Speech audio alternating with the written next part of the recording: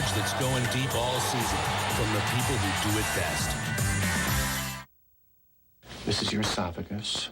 This is your ballpoint pen. This is the 9th time. Now, it's not the injury, it's the cumulative effect.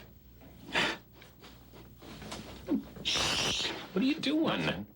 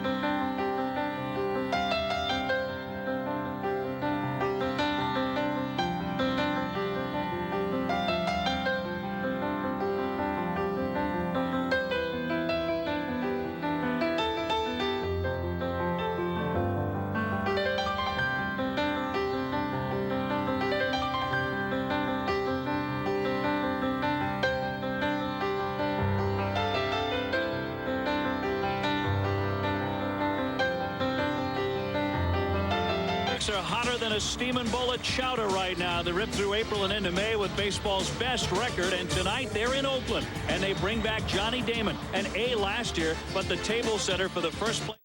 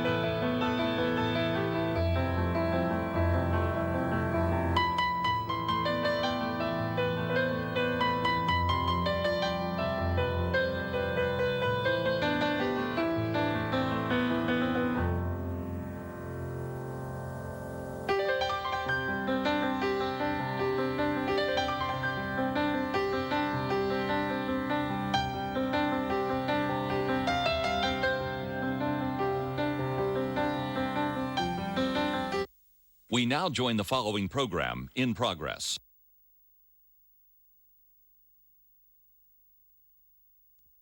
We are awaiting the start of our scheduled event. Until then, we bring you the following program.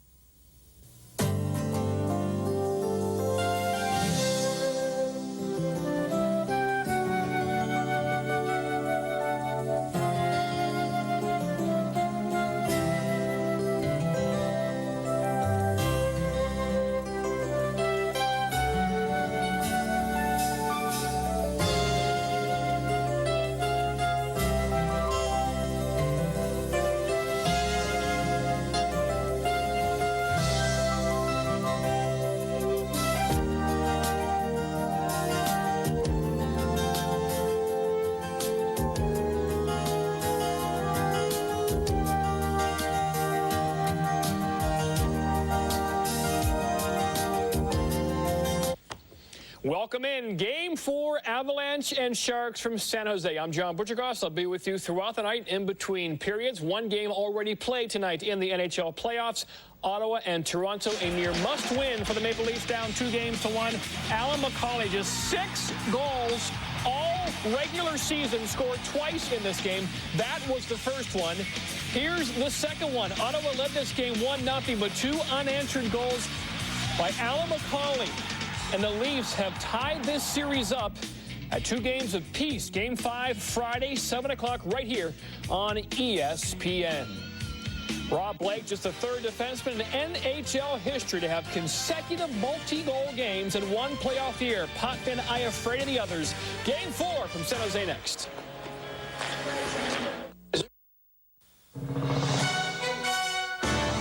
From the AFRTS News Center in Washington, this is the 2-Minute Report. I'm Gene Brink. On this edition, more money for defense. Defense Secretary Donald Rumsfeld Tuesday urged Congress to pass the Defense Department spending request first, not last. Testifying before the Senate Appropriations Committee on Homeland Security issues, Mr. Rumsfeld said the $14 billion supplemental request for this year and the $48 billion defense budget increase requested for fiscal year 2003 are essential for continuing the war on terrorism. That $48 billion represents the largest increase in a generation.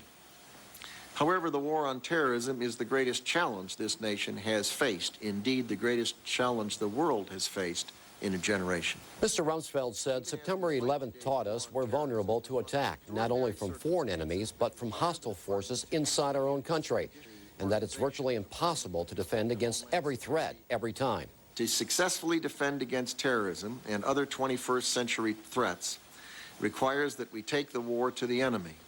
And our task is to put pressure on terrorists wherever they are, in Afghanistan, across the globe, to ensure that they have no safe haven, no sanctuary.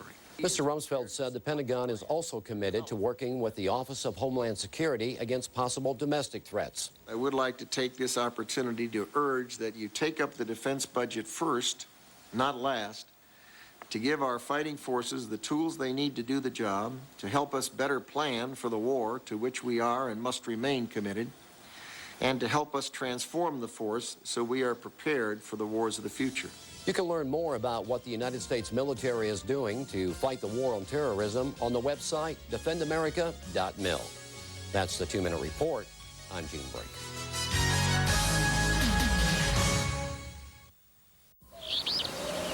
It's springtime in the forest of the black-tailed deer. The young male is feeling playful. It's time for tag. The female flicks her ears. Her way of saying, "Catch me if you can."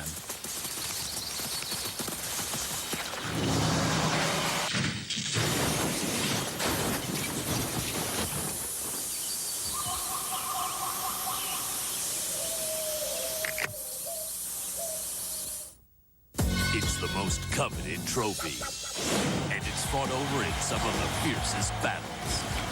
The Stanley Cup Playoffs, one of the most riveting spectacles in sports. Jeremy Ryan shot, score!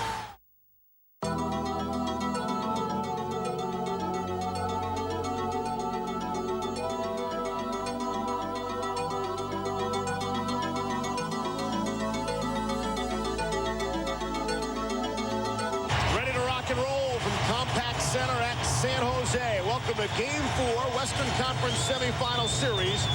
The Sharks leading the Avalanche 2-1. There's Patrick Waugh. We know all about his bounce-back ability. Yeah, sure, darn right. And his teammates know that. They feed off that as well. With that unbelievable record in the next game when allowing 5 or more goals, he's 7-0. Including Game 2. He lost Game 1 6-3. One was an empty net goal. He won the next one 8-2. Not only does he bounce back, but their entire team bounces back. Paul Dvorsky, Denny LaRue, the officials tonight, the referees, the linesmen Greg Dvorsky and Brad Kovacic, and we're underway. Adam Foote will try to slam it around the boards on the far side. He's checked. Milan Hajduk is back deep in his own end and trying to force it around. Sundstrom, good forecheck. And it's picked up by Ford. They'll try to cycle it down low. There's Ricci with Sakic on him. The Sharks in the home whites. The Avs in the visiting low maroon. Ricci went down. DeVries trying to work over Sundstrom, and Sundstrom's got the loose puck.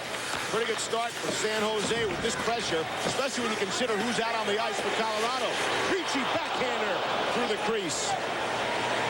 And Sundstrom gets to it, near side. Again, he'll cycle it down deeper, and there are Sakic and Ricci. Thornton over there with Foot, trying to kick it free. Worked free by Ricci. What an effort. Centering feed. Toe save by Wong. And he's covered it up. 1 minute and 4 seconds. Just about all of it spent in the Colorado end. What a start for the big line. I mean, really, the San Jose Sharks don't label their lines 1, 2, or 3. Mike Ricci has been absolutely outstanding. While falling down, going head-to-head with Joe Sakic. He feeds the puck over to Sundstrom. Sundstrom, the first shot was a stop. The second one trying to kick it. And here we isolate on the battle between Sakic and Ricci, the two centermen, the two players that won a Stanley Cup in '96 with Colorado. And Sakic had a tough time in game number 3 in dealing with Ricci. And Ricci set up a similar play on a delayed penalty. And Joe told me this morning that he's just got to do a better job of containing Mike Ricci and not digging for pucks, because Ricci's footwork he's outstanding, using his body and his rear end to protect the puck, using his one hand to balance on the boards, and then his feet to control the puck. So Joe Sakic did say that he's got to get better at guarding against that, with Ricci making a great play in game 3. Yell was tossed out of the circle. Mike Keane will step in and take the draw against Vincent Damphus. Damphus won it back, but it's the Avs who break out. It's a 3-on-2. Kasparaitis coming late.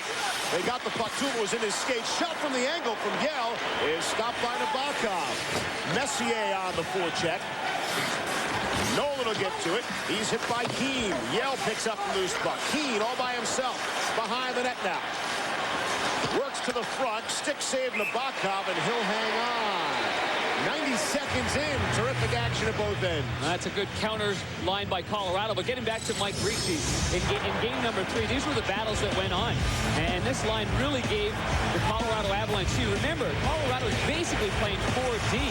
So with this kind of work down low, it has been extremely difficult on them. I mean, there's no doubt about it, especially with a guy like Rob Blake that's actually, he's really suffering from an injury. And Kasparaitis trying to go one-on-one with Ricci. And Ricci's balance has been real good. And that, along with the fact that Thornton goes to the front of the net, Sundstrom's sort of a detail guy. I mean, he's detail-oriented, does all the little things right, and that's a great complementary line right there. Great face-off win by Colorado. Drury won it clean. Kasparaitis shot it into the corner. Here's Reinfrecht now behind the net. Wrap around in front of they try to bank it in off somebody, but it went through all the bodies. Off the side of the net, and Nabokov is there, and he'll hang on. Evgeny Nabokov was not spectacular last game, but 29 saves, among them the big one, the Joe Sakic save on the shorthanded breakaway when it was 4-3 Colorado. It was a huge save, and one that his teammates were clearly talking about. Interesting, that second line, the first career win against the Avs at home. 1-5 all time with a goals against average of over 4.5. So obviously a big game just to win it, because he gave up on his second shot. It was shot, rebound, goal a minute into the hockey game after giving up 8 the night before. So he showed a lot of strength in making that save on Sakic in the third. And already he's ahead of the game then. 2 minutes in and we're scoreless. Here tonight, Game 4, Western Conference semifinals. Teemu Selanne on it at center, finds Brad Stewart. And he'll shoot in. Checked by Reinfrecht. Waugh will look to leave it there. Had to push it along with Sturm pressuring him. Here's Marco Sturm. Finds Marlowe. Off the shin pad of DeVries. Drury will shoot it around. Forsberg couldn't handle. And Ragnarsson is on it at center. He finds Marlowe. He's got to step in across the line. Try the center. Good back check by Drury to break it up on his backhand. And Drury comes away with the puck. Drury out ahead of center, Brad Larson. And he'll shoot in and look to play it. That's a long shift by the Drury line. Good work in their own zone to get it out. Heino, thundering hit, putting the toe down to the far side. Here's Bradley trying to step around Muir, and he went down to the ice. And it's sent softly in the San Jose end. Marchman will swing it across for Suter. Suter, Harvey let it go. Bradley couldn't handle. Muir on it there. And it's off the boards and all the way down and go on goal. When you compare the two teams, this is one of the big strengths of San Jose. When you go fourth line going up against one another like on this last shift, the defensive setup for San Jose is Gary Suter and Brian Marchman. And that's your third pair of D. That's pretty strong. Real strong. Muir's back for it. Settle some things down. Just too hard for Sakic. Picked off by Sundstrom. Put it right on Tanguay's stick, and the Avs break back the other way. Here's Jesus. Had a step. Elected to slow it down and wait for some help. Rob Blake in deep on the forecheck. We saw Blake in deep an awful lot in game number 3. He's got consecutive games with multi-goals. 4 goals the last 2 games for Rob Blake. And keep in mind, he missed game number 1 of the series. It's really, I'm not over-exaggerating, but it's been legendary, the performance of Rob Blake. Already he's won 1 Norris Trophy. Oh, Patrick Watt trying to play the puck at his own player. Put it off Kasparaitis. Remember that cost him his puck handling ability, cost him in the last game. Led to an Owen Nolan goal. Hannon is stumped along the boards. Forsberg gets to it. Drury turnaround shot is blocked. I think it hit Nolan in front of the net. I agree. And DeVries on it. Whistle down. 2-line pass. There's Joe Sakic. Could have put the game 3 out of reach, but he was denied. And this while coming short-handed. Sakic in all alone. He got tripped up after the shot. It was an excellent shot going low to the stick side. Nabokov makes that save, and then shortly after that, Teemu Selanne scores to tie the game up at 4-4. That's what playoff goaltending is all about. Timely saves at crucial moments. Momentum stopping or momentum gaining save. It's not about, in the end, about giving up 5 or giving up 4 or giving up 7. It's about the key save at a particular time in the game, and that definitely was the turning point of the game. Face off just inside the Colorado blue line. Not only the Sharks win it, they're able to keep it inside the zone, at least momentarily, as DeVries chops it out. Greg DeVries actually went pointless last game. That's hard to believe. Yeah, he's been outstanding. He has really been great for the Avalanche and supporting the offense that they need.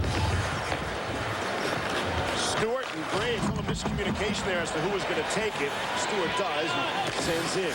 There's DeVries. He'll chop it back out to center. Yell has to slow things down. And now Keane will jump on it. From the circle. Keane dumps it down deeper. Messier was tied up by Damphus.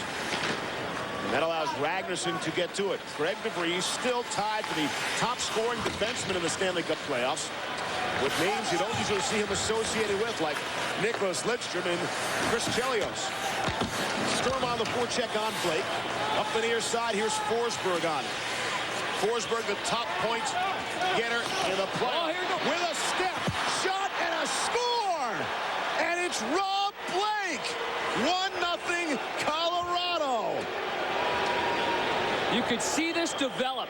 As soon as they had possession, Rob Blake at the right face-off circle in his own zone, he just started going up the ice. And Forsberg saw him there, so he hoisted a perfect pass. I mean, a perfect pass. It's like a quarterback going to the wide receiver and asking the receiver to step into it. There goes Blake. It's over the head of Hannon. And look at this. Look at this goal scorer's play. Top shelf, short side, right-hand shot. What a shot by Blake. Very calm, very confident. And that's an excellent shot and a great play by Forsberg. And you can see it developing. Boy, the Sharks have got to watch out where Rob Blake is coming from, because he continues to burn them. Daryl Sutter talked about it this morning. Blake, because of his lack of mobility because of the injury, goes in a straight line. He's not going side to side. If they, for whatever reason, the Sharks have been unable to identify him or pick him up and slow his progress down the middle of the ice and down the straight line. Here's Ricci now. It was Blake scoring 59 seconds into that last game. Shot. Terrific save by Waugh. Had the stick in the perfect place. Sakic is checked. The stick up high with Hannon.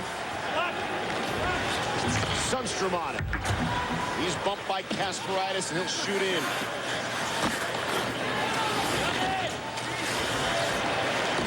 Suter for Harvey. Checked by Heino. Bradley on it. Mateau's in front of the net. Deflected to the corner. And Larson flips it out ahead. Hall is crunched. Kasparaitis is back for it. Loose puck to Hall, and he'll slow things down. Riku Hall across the red line and able to shoot in. They'll get a change. Rob Blake has goals now in 3 consecutive games. He's got 5 in this series. Remarkable. I mean, that's a set play right there. I mean, they're identifying the weak side that Rob Blake's able to step in there, and it was perfect. But you can't underestimate how good that flip out was by Peter Forsberg. That's not easy to do, and time it and perfectly place it the way he did over the far defenseman's head. The goal is Blake, his 5th from Forsberg, and you'll appreciate this, Panger. Patrick Waugh on the assist at 5:26. Hand pass, the reason for the whistle. It's the 3rd straight game Rob Blake has scored the first goal of the hockey game. 1-0 Avs.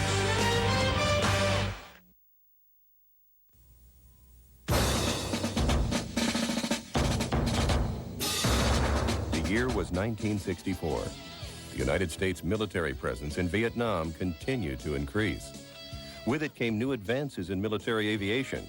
President Lyndon Johnson announced the successful development of the SR-71 strategic reconnaissance aircraft, which could fly at Mach 3+. And the XB-70 Valkyrie bomber made its first test flight. Only 2 were built before the program was scrapped in favor of ICBMs. In the thick of the action, the Navy destroyer Maddox was attacked by North Vietnamese patrol boats in the Gulf of Tonkin. And the first U.S. airstrikes by Navy aircraft were made on North Vietnam. 2 planes were lost during the mission, with one of the pilots, Lieutenant J.G. Everett Alvarez, becoming the first Navy POW in North Vietnam. All part of serving our country in 1964.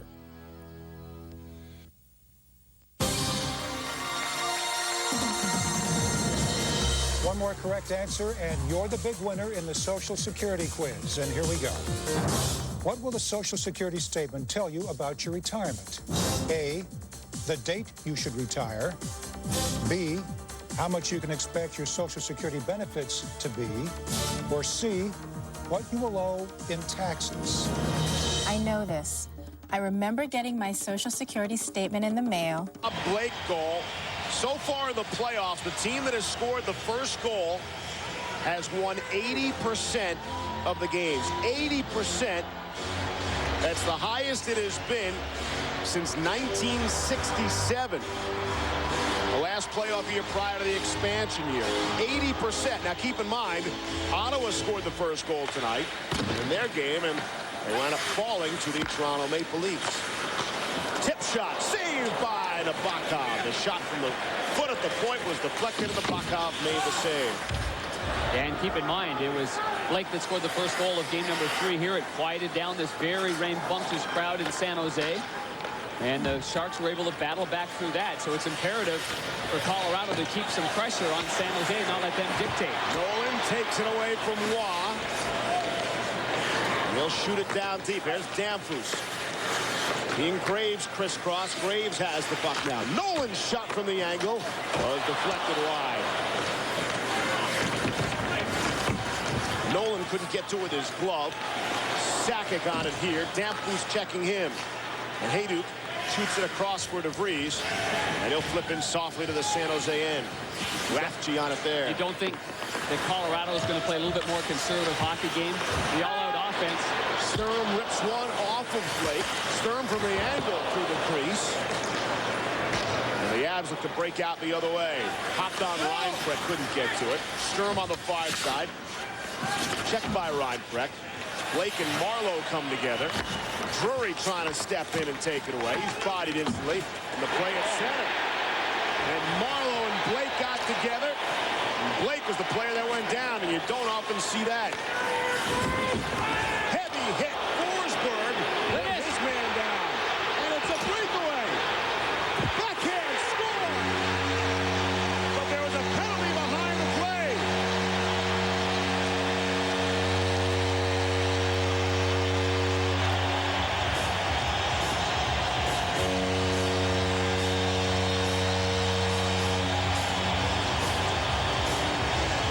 There's a delayed penalty, and the player, Patrick Marleau, could not hear the call. The crowd was loud. He's going in on a breakaway, and even this crowd, capacity crowd, has no idea that this is not going to be a goal. I saw the referee, Dvorsky, putting the whistle to his lips. He kept blowing it and blowing it. After Stewart got hit from behind by Peter Forsberg, the play went down the other way. And I have no idea This is a series that has seen way too much of this kind of thing. So there's no penalty being, there is a penalty being called, but they had possession of the puck. This is where this becomes ultra confusing. On a delayed penalty, like there was on Forsberg, a hit from behind, and they called it a boarding penalty.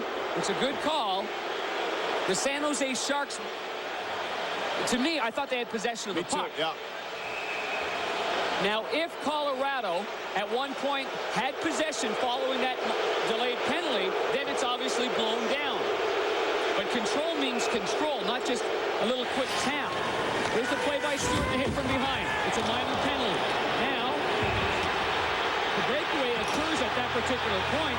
You see Forsberg's motion trying to let him know, I guess. So there must have been a battle for the puck in the middle of the ice, but I didn't think anybody had possession. I thought that Marleau was pretty much, I mean, he was home free. Again, we can't go one game in this series. Wow. And we're not saying that any of the calls made on some of the controversial goals have been incorrect. And really, both coaches agree the correct calls have been made every single time. However, there has been a lot of confusion, misunderstanding, and delays to go along with it. In the end, the correct call has been made each and every time. The penalty stands. Forsberg for boarding at 8:53. And the Sharks go to the power play. Here's Keane now trying to step in. Across the line, he'll shoot in and kill some clock. Suter out ahead. Barafji. Nolan. Deep for Solani. Checked by DeVries. Foot and Damphus get together. Nolan able to come away with it. Finds Solani. Back for Nolan.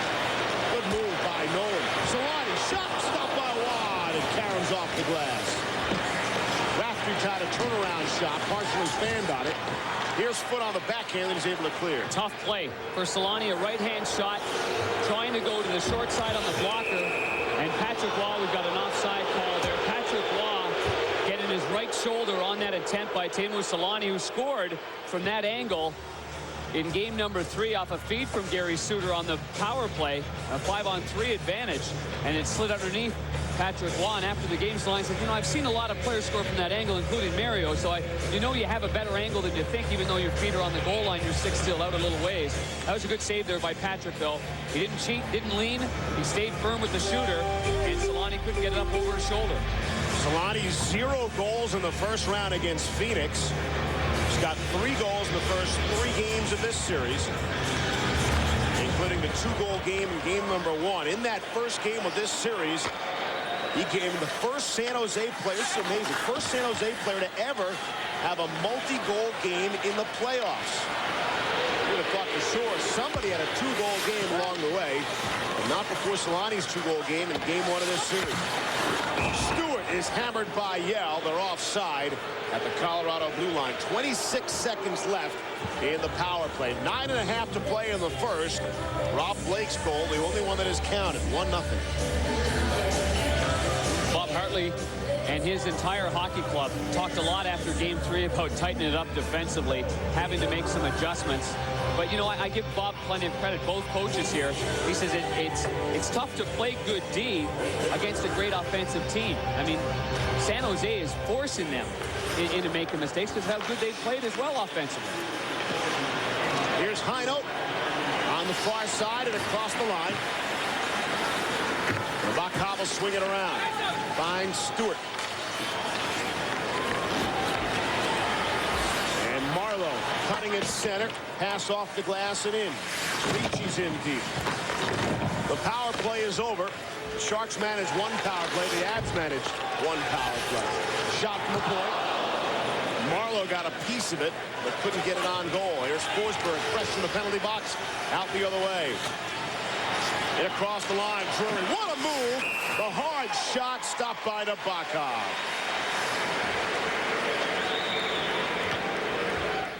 Pardon me. I got off to a great start. Just by going online. I logged on, got in, and now I'm getting smarter all the time. I got mine by going online. If you're interested in pursuing an education, service and DoD websites are a great resource for all kinds of information, from just getting started to complete listings of classes you can take. If you're ready to get on with your education, Get online. Get online. get online. Specialist Michael Nickerson, truck mechanic. Staff Sergeant Julie Bradner, technician. Troy Roland, military spouse. What do these people have in common? They're working towards associate degrees with City Colleges of Chicago, Europe. Earn college credit anywhere, anytime through distance education via video, the internet, CD-ROM, or satellite. Over 200 classes are available. See your CCC field representative at your education center.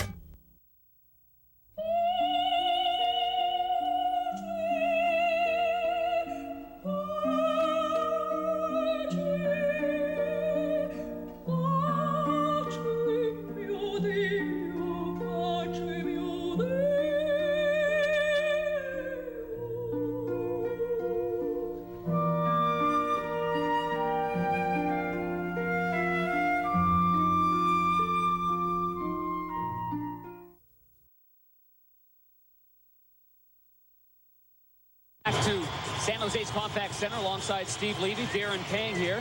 And here's the situation that we had on that delayed penalty. We're going to stop it real slow right there. We're not going to stop it real slow right there, but I'm telling you right now that Steven Reinprecht was the player. He had it on with one hand on his stick. He's trying to toe drag it, and Patrick Marlin got it. Therefore, the possession was in Reinprecht's stick. It was the right call by the official. It just happened real quick. Nolan long shot. Stopped by Waugh. Damphus is checked by Kasperitis. The Sharks get to it. A little bit of a pick and roll. Graves tries to lean into his man and maintain possession of the puck. Marchment trying to keep in. Better be careful. He's got Forsberg behind him. And here's Reinprecht at center with Forsberg charging up the middle of the ice. Reinprecht to leave it for Forsberg, and there's Marchment to rub him out of the play. Back to the point. Who else but Blake? Blake kept it in momentarily. And now the Sharks come out. Damphus will shoot in. Good hit in the far corner by Marchment. Marchment got his shoulder right on Forsberg. That's the way you hit Forsberg. So that's the way you hit. Hit with your shoulder. Good clean hit. Here's Tanguay now and across the line. Tanguay able to hang on to it. That shot, toe save, and the rebound was loose. Solani got to it. Everybody thought he was going to drop it, and instead he hung on to the puck. Man, there's such great creativity in this series. And he got a little time and space, too. Good move by Tanguay. Better save by the goalie, Nabokov. Marlowe on the forecheck. DeVries got it away. Blake for Sakic. Got help. Tanguay towards the front, and they score! The rebound was there for Sakic, and it's 2-0 Colorado. Sakic took a hold of the rebound, came right back on his stick after Sakic made the play across the blue line. Went in, made the play. Good chemistry there. Tanguay having a great shift, and Sakic scores his 5th goal.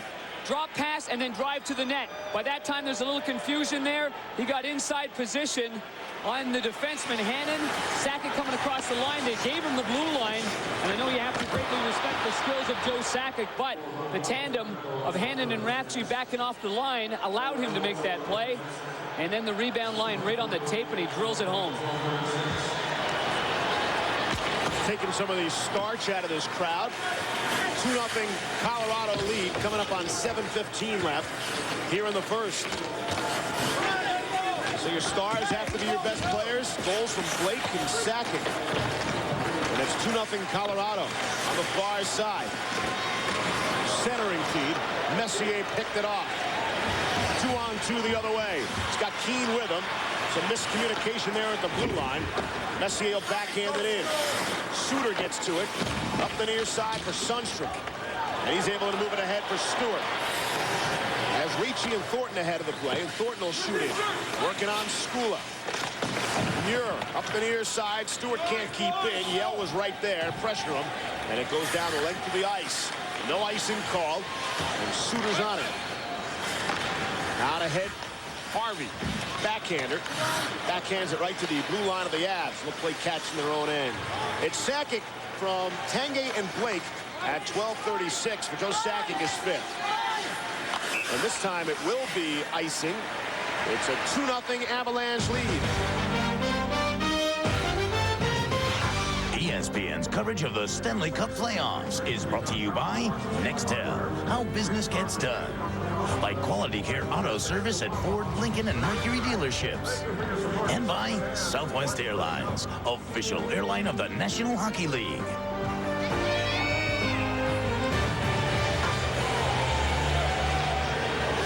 .6:14 left here in the first. Joe Sakic has given Colorado the 2-0 lead. It's career playoff goal number 61 for Sakic.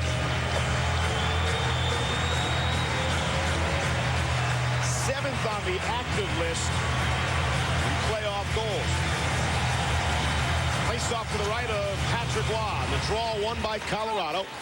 And here's Milan Hajduk up the near side. Tanguay did his part, taking out the man, Marchment, and that allowed the puck to get out of the zone. Here's Nolan trying to take it off his skate and does. Nolan makes the move, goes wide. Saved by Waugh. The rebound of the corner. Nolan's lost his glove. Still fighting for the puck. Back to the point.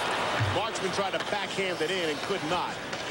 Tanguay, big hit on Ragnarsson at center. Got a piece of him. Nearly knee to knee. No, you're right about that. Kind of an awkward play, both players. Backhanded softly. Nolan will shoot it hard. Hit something in the corner and stayed there. Nolan went for the big hit and missed. The Sharks have the puck with Rathje.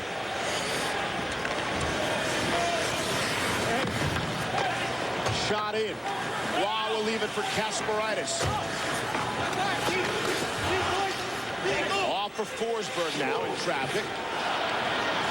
Rolls in on Nabokov, and he put it right into the body of Reinprecht. Here's Drury, nifty move. Drury lets it go. Stick save Nabokov, and he's way out to cover it up. Chris Drury has shown an awful lot of jump here in the first period. And he's not one of the goal scorers. 5 minutes left in the first. Sakic's goal makes it a 2-0 game. You ought to be in pictures. You're wonderful to see. You ought to be in pictures, my star of stars.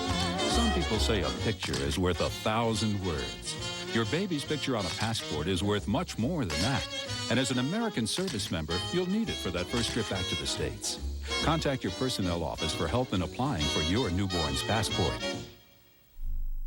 Now is your chance to extend your European tour. The Combat Maneuver Training Center in Hohenfels, Germany is looking for branch-qualified senior NCOs in combat arms or combat support MOSs to train today's and tomorrow's warriors. Contact your Personnel Administration Center for more details. USAFE Services congratulates Kimberly Reeves of RAF Lakenheath USAFE Youth of the Year.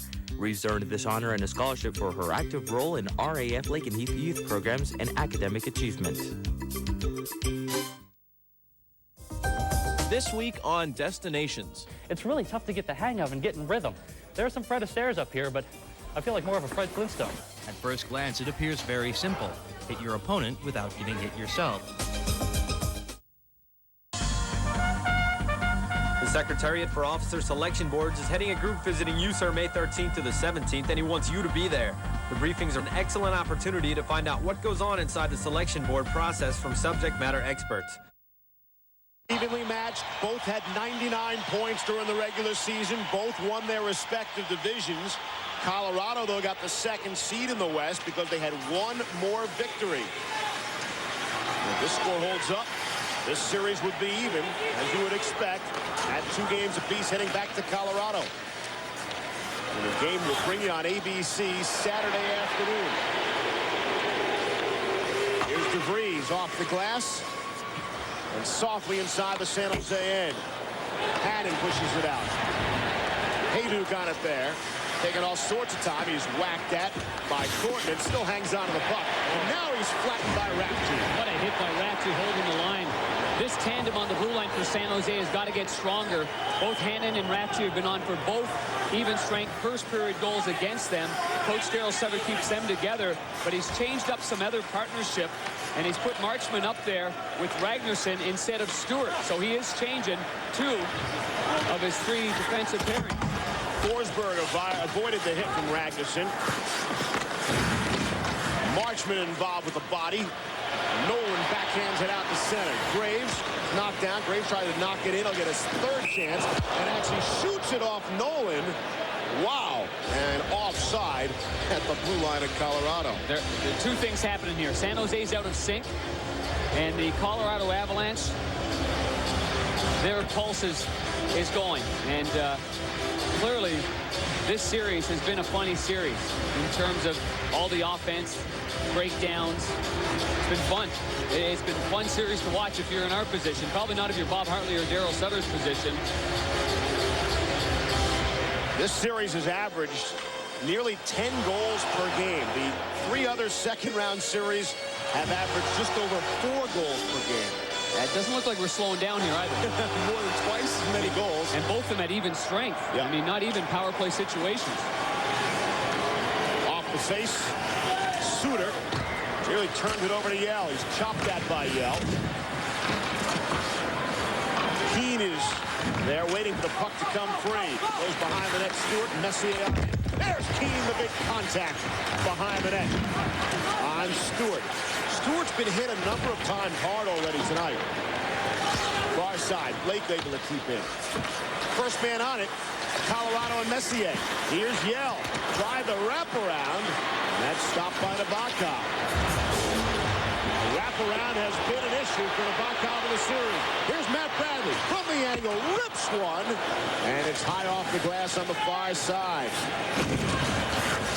Oh boy, Blake just avoided 2 big hits.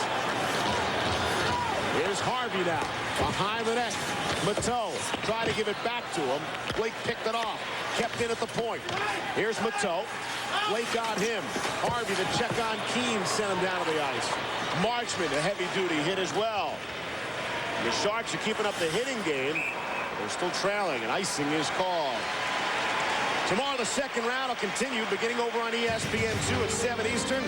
The Hurricanes will try to even their series with the Canadiens tomorrow night in Montreal. Montreal, a 2-1 winner in overtime last night. And at 8 Eastern here on ESPN, the Blues will try to take their turn to try to even their series on home ice against the Red Wings. That game can only be seen on ESPN. In Game 3, Rob Blake played 23 minutes, was a +1 at 7 shots. And clearly he's going to be a target physically of the San Jose Sharks. Barely avoiding that one, and he had 2 more before that. Off the draw, they get the shot away from Rafty, and the glove saved by Waugh. Thornton is involved for San Jose. Looks like a mirror. Well, this is one line that holds a lot of responsibility this early on, going up against DeVries and Adam Foote, the defensive pairing for the Avalanche. But clearly the Mike Ricci line has been dominant down low, doing an outstanding job. And to begin this hockey game, they set the tone early by getting it down low. And then both coaches went 4 lines, and momentum changed, and obviously Rob Blake scores that goal. But it's imperative for the Thornton line to get back to their strengths, getting it in deep. Steal by Sundstrom, and Thornton will fire it around. This line, I mean, spent the first 75 seconds in the Colorado end. Exactly. Against the Sakic line, which is significant. Here's Thornton now. Back behind the net, reaching, backhander, trying to put it in front for Sundstrom. And the Avs break out the other way. Tanguay just rolled off his stick, so it's not a smooth play. Hannon takes his man, Hayduke out. Foote able to keep in on the far side. Nabokov will leave it there for Mike Ricci. 2 minutes to go here in the first. 2-0 Colorado. This looks like San Jose's out of sync, doesn't it? And it looks like Colorado is in the right spot, making the little plays and winning the battles for the puck. It's moved by Reinfrecht. The Sharks want a whistle, and they'll get one. Last game, San Jose found themselves down early in 59 seconds. They still rebounded, but down 2 goals. Seems to have really taken something away from their game. 1:40 2:43 left here in the first. An odd man break so far. Daryl Sutter seen Colorado having 3 odd man breaks in this game. His San Jose Shark players have yet to have one. And he's looking at the referee, and he's wondering the delay. He's got Kasparaitis was back there, kind of killing a little bit of time right there. I've been impressed with the way Daryl has handled the controversy surrounding this series. I think he's handled it like a real professional and real respectful with the referees, and even said that the last 2 calls in the last game were good calls. They were the right calls, and they were against him, both of them. This will go all the way down for icing, and Kasparaitis will touch it, and they'll do it again back in the San Jose end with 1:33 left. Sutter also used the phrase "pretty cool" when asked about the series, and as someone noted in one of the local newspapers, they believe it's the first time Daryl Sutter has ever used that expression. So he's loosening up just a bit. Well, on the outside, and I know playing with Daryl and playing with him as a coach and as a player on the inside, he's demanding. He's hard on these guys, and nothing less than a championship here in San Jose. And the interesting thing is he's an unrestricted free agent. The management team here in San Jose, under the new ownership, they have not been renewed, and it's got to be one of the few, if not first times in NHL history that you've got an entire group without contracts for the next year. Scouts and everything. Dean Lombardi, GM. Reinprecht. Check. Heavy hit Kasparaitis, but it only slowed up Nolan just a bit. Forsberg on it as well. Nolan put Kasparaitis down. Did he ever? And Reinprecht offside. San Jose Blue on with 1:08 left. Let's see if we're going to get a call. I did not see an indication for a penalty. No, you didn't. And Nolan's stick snapped right in half. He might have got away with one here. I mean, anytime you've got that one-piece synergy snapping right in half, I mean, you know there's been some impact. And Nolan was trying to get back on side. Kasparaitis was going as well. Nolan put his 2 arms up and snapped the stick in half. Those aren't supposed to break. They're not supposed to. And he's holding both parts of it right there. The reaction of Kasparaitis pretty much says it all, as he took the cross-check right in the forearm. There's shoulder pad and then your elbow pad. Now, Kasparaitis is a thick player at 205 pounds and 5'11", but it's not an intentional cross-check, but it's still a cross-check through your arm. Yell and Thornton. Thornton initiating the contact as usual. Sundstrom is on it there. Finds Thornton. Couldn't get the forehand away. Tried the backhander, and that didn't work. And Keane will shoot in. Messier involved for Colorado. Here's DeVries. Rafchi finishes hit on Keane. Ricci deep in his end. He's bodied. Messier and Sundstrom are there. And it's just poked free to center. Sent softly into the San Jose end with 25 seconds left. 2-0 Avalanche. Off of Ricci. And a penalty is coming up. Minor penalty. I think it's on Nicholas Sundstrom, if I'm not mistaken. There's a battle here. Well, red minor penalty for interference. And it's the other way. You go, oh man. It's the other way. They were battling, boy. They wouldn't stop. And Mike Keane's the guilty party. He gets the call. So Daryl Sutter's squad, with 18.3 seconds remaining, will have the 18.3, but they'll get a chance, if they don't score in that time, to come back to begin the second period with fresh ice, face off at center ice, and an opportunity to get in the offensive zone. I'm sure Bob Hartley's thinking to himself, there's 2 players battling on the one side, and they were relentless upon one another right here. Both Sundstrom and Mike Keane. See, they're both, see, Keane doesn't have a stick, and that's why Sundstrom was trying to keep away from his stick, and that was the penalty. Keane for interference, 1941. Sharks will go on the power play. Second of the game, 7th straight power play of the series, dating back to the last game. 8 seconds left. Time for one more rush. Not the way Heinold is killing the penalty. Out ahead, here's Danforth. And the horn will sound. Period number 1 comes to an end. Rob Blake started the scoring, as he has for the 3rd straight game in this series. Joe Sakic on the board as well. 2-0 Avs. Sports Center in game after this. Life is ever-changing. From one year to the next, your family can change. Your responsibilities can change. And chances are, some changes could affect arrangements you've made to provide for your family. That's why it's so important to set aside time once a year to review your will. Then, if any revisions need to be made, your legal office can help. Change is a part of life. And as your life changes, so should your will.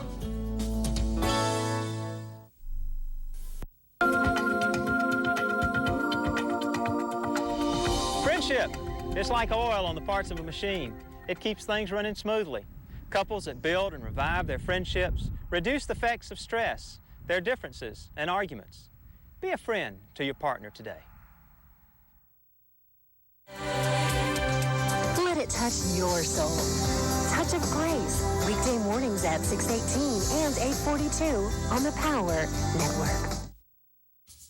Driving in Europe is very different from driving in the United States. Speed limits are higher, and right-of-way laws are different. Even paying tolls is different. In Austria and Switzerland, you stop at the border and pay one price for using the country's highways. The toll collectors give you a sticker for their country, then off you go. The sticker is good for the rest of the year, so you don't have to stop in that country to pay tolls again. Get out and enjoy Europe, and don't forget your sticker.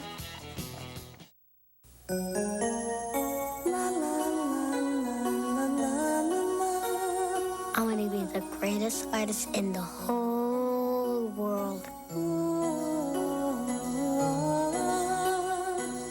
I want to see my name on the front page every day. I want to work in a zoo and take care of animals when they're sick.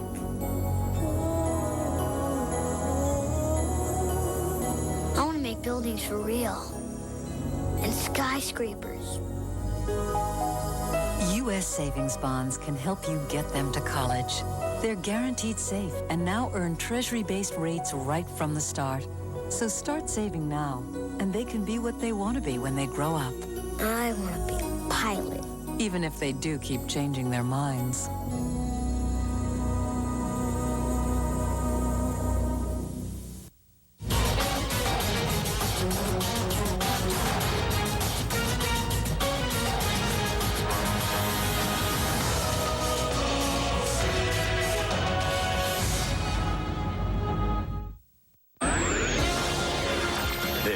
Sports Center in-game. NHL teams scoring first this playoff season have won 80% of the games. The Avalanche have scored the first 2 goals in their game with the Sharks. One other NHL playoff game already played tonight. Toronto and Ottawa. A Sens win would put them up 3-1 on the battered Maple Leafs. Game 4 in Ottawa. Curtis Joseph in net.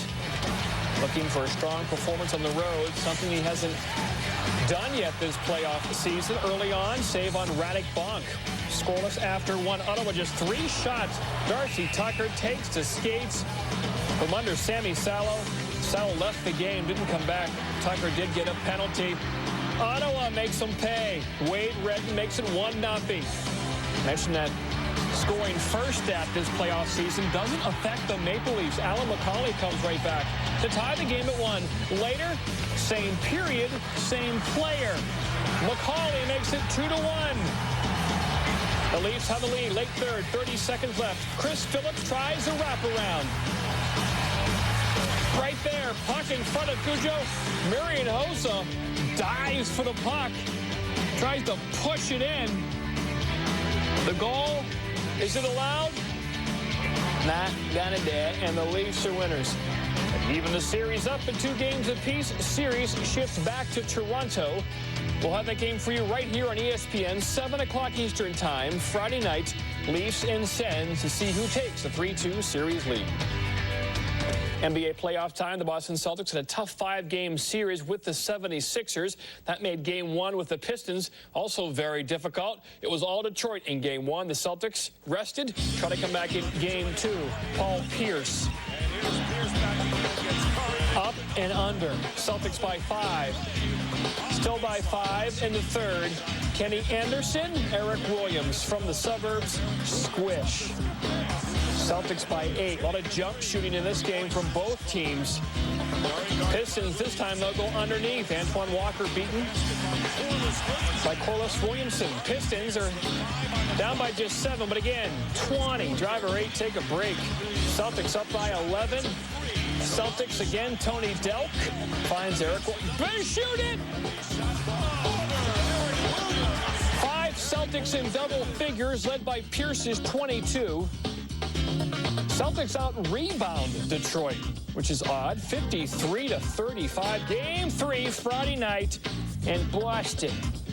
Speaking of the 76ers, as I did a moment ago, Allen Iverson, remember his press conference yesterday mentioning he and Larry Brown's relationship. Well, today it was Larry Brown's turn to comment on Allen Iverson. We talked about him coming back and me coming back and him wanting to finish his career here and him wanting to be on a championship team and him wanting to be a leader and him wanting to be the best player.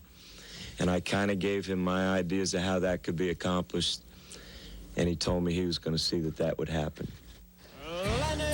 Mike Tyson's PR agency evidently quit this week, a month before his lucrative fight with Lennox Lewis. Tyson's profanity-laced tirades in a series of interviews arranged by New York-based Dan Cloris Communication in Hawaii last week apparently prompted the company to sever its ties with the former heavyweight champion. Well, Sammy has done that more than any other player this baseball season. Baseball highlights and scores are next.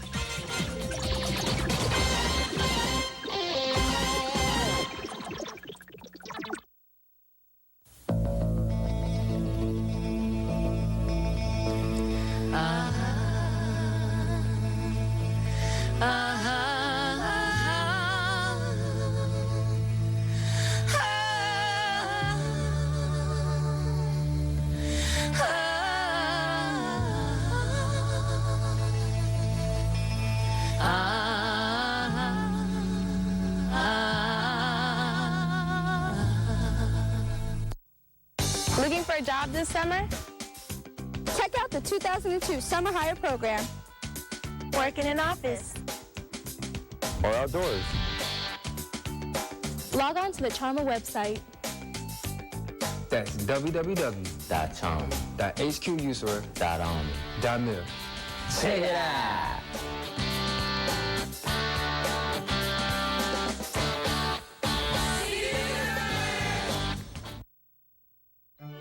Join the User Finance Corps for a very special evening of dining and dancing May 10th at the Patrick Henry Village Pavilion in Heidelberg, Germany. Reserve your place at User's Finance Corps Event of the Year. The USER Community Level Volleyball Championships are happening May 17th through the 19th at the 411th Base Support Battalion in Heidelberg. For more information, call DSN 370-7944. Now that you've lost those excess pounds and you're looking pretty good, how are you going to keep from gaining back that extra weight? Is it enough to eat balanced meals? Of course, with sensible portions. Well, that's very important. But the key is regular physical activity. It doesn't have to be extreme. Something as simple as walking is very effective. So to keep your weight where you want it, make physical activity a part of your life for the rest of your life.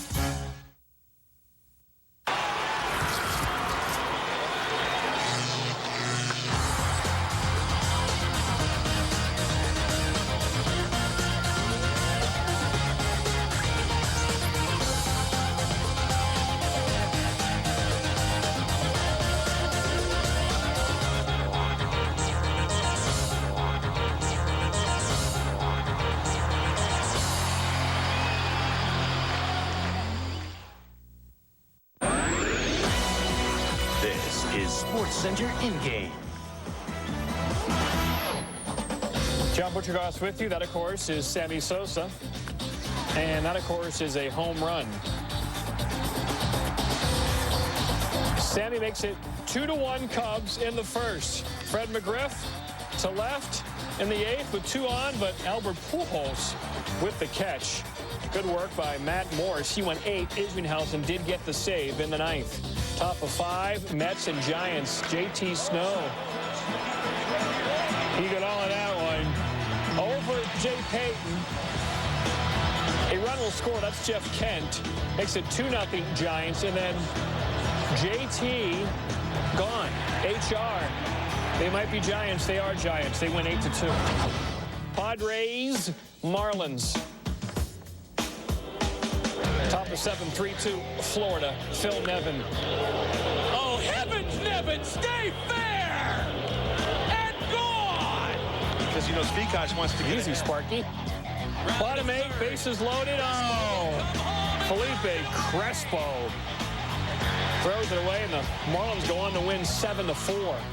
Dodgers beat the Braves 3-1. Oh, Dallas Perez, very strong performance for him. Gagne, he's Canadian, you know, gets his 11th save of the year. The Indians, a winner 6-2. Red Hot Russell Branyan homers again, his 8th. Tomey, his 9th. They beat Scott Erickson in Baltimore. Alfonso Soriano, 2 solo home runs. Now has 8 on the year. And the Yankees take care of the Devil Rays 7-2. Our score in San Jose, 2-0 Avalanche. Second period's on the way.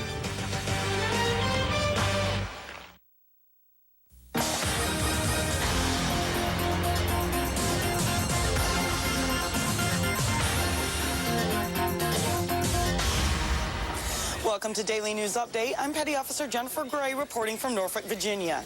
The guided missile destroyer USS Cole now has an official Virginia license plate to honor the ship and its crew. Virginia Governor Mark Warner traveled to Naval Station Norfolk's USS Cole Memorial to sign the legislation. This legislation creates a special license plate to remember the 17 sailors that were killed on October 12, 2000. The license plate should also serve to honor those who were injured during this tragedy and the families and communities that were touched then and still grieve today. The license plate idea came from John Clodfelter, the father of a fallen Cole sailor.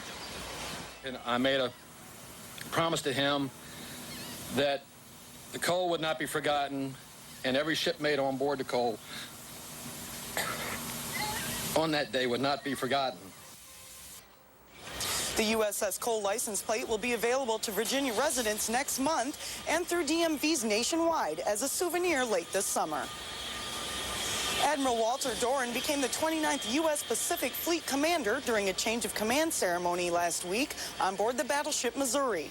He becomes responsible for the world's largest combined fleet command with more than 190 vessels and 200,000 personnel. Admiral Doran relieves Admiral Thomas Fargo, who becomes Commander-in-Chief, U.S. Pacific Command. This has been a Daily News Update. I'm Petty Officer Jennifer Gray from Norfolk, Virginia.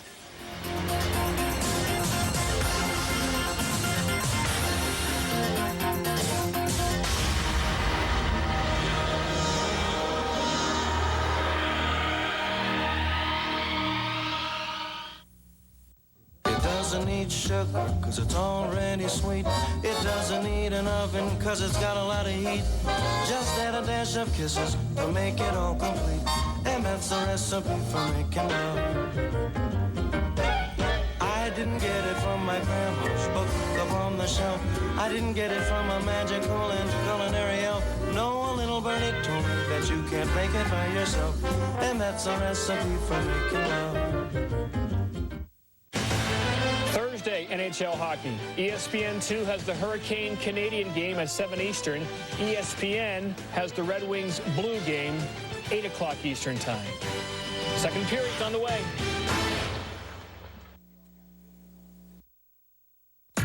When using public transportation overseas, follow the basic safety precautions. On airplanes, window seats close to the center of the cabin are safer, as most terrorist attacks come from the front or rear. On buses, aisle seats offer greater safety. Aisle seats on trains offer the same safety. Terrorists often strike through the windows of buses or trains. Use common sense when using public transportation overseas, and you'll reduce your chance of becoming a target.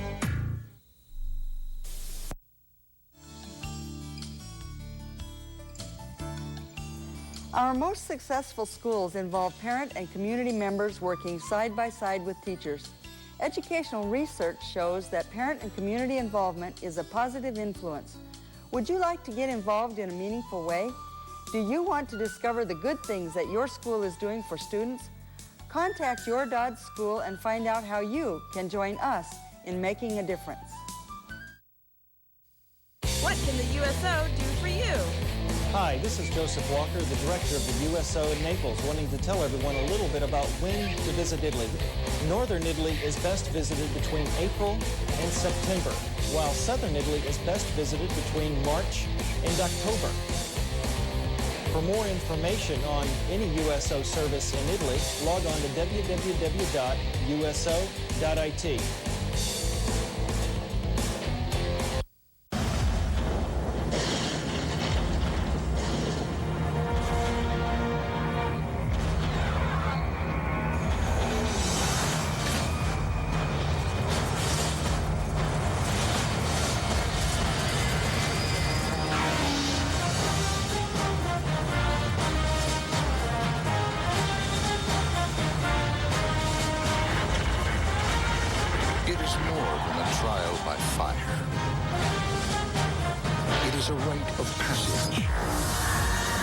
Challenge to join the elite.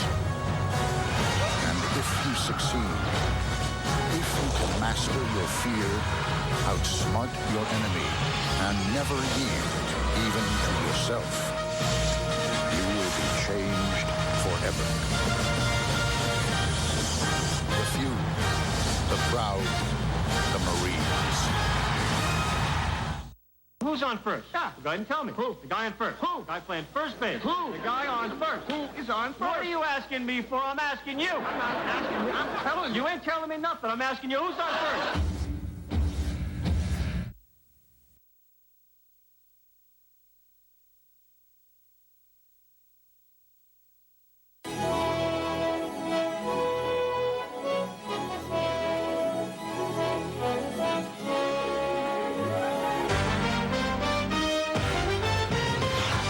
ESPN's coverage of the Stanley Cup playoffs is brought to you by the American Plastics Council.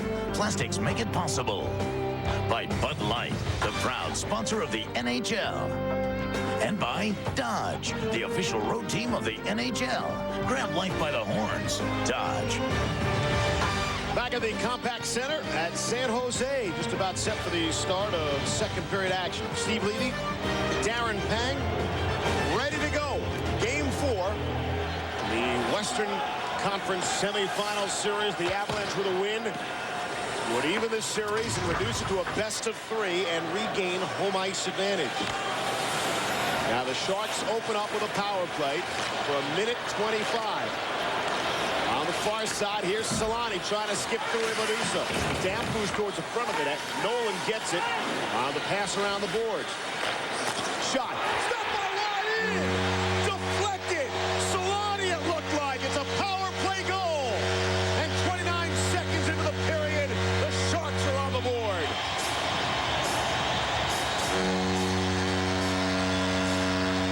What a way to start a period for the Sharks. What a way. Get set for power play right out of the locker room. Nolan, as he did in game 3, turned, fired on net. Oh, super camera work on that, fellas. Slow motion. You see that Solani, great hand-eye coordination, not covered, in good position to tip it. And from our Southwest Airlines goal cam, you see that puck going between the legs. Patrick Roy expecting up high because that's where it's going. It is the toughest play in hockey for a goaltender, is to stop a puck, trying to stop it while it's going down after it's up in the air. Forsberg trying to center it right back, able to do so, but it was stopped by Nabokov. That's significant. Just seconds after they scored to get on the board, the Avs came right back with a terrific scoring chance. Wrapped around the board. Forsberg couldn't control it. Drury partially fanned on it. Reinprecht over to take care of things. Loses to reach it. And the Sharks come out. Here's Thornton. Rolled off his stick. Continues to work it. And able to get the puck back. Thornton. Down low. Sundstrom let it go. And there's Ricci. Into Breeze battle. Ricci. Spilled down on the ice by DeVries. Gets up, though, and able to get to it. Tried to dive and poke it ahead and couldn't, and the Avs were able to clear. Solani is fourth on the power play from Nolan and Damphus at 29 seconds of the second. It's a 2-1 hockey game. DeVries with Nolan right on him. Swings him around. Nolan spins himself around now. Oh, Nolan. Backhand, forehand towards the front of the net. And it's tipped over the glass into the third row. And interesting, this crowd gets on their feet to applaud the home squad. Daryl Sutter's made a couple of minor adjustments in his lineup. Marco Sturm is on the left wing to begin this second period with Owen Nolan and with Vincent Damphus. Adam Graves is normally the left winger on that line, but Solani's got his fourth goal of the playoffs, and just 29 seconds in is significant.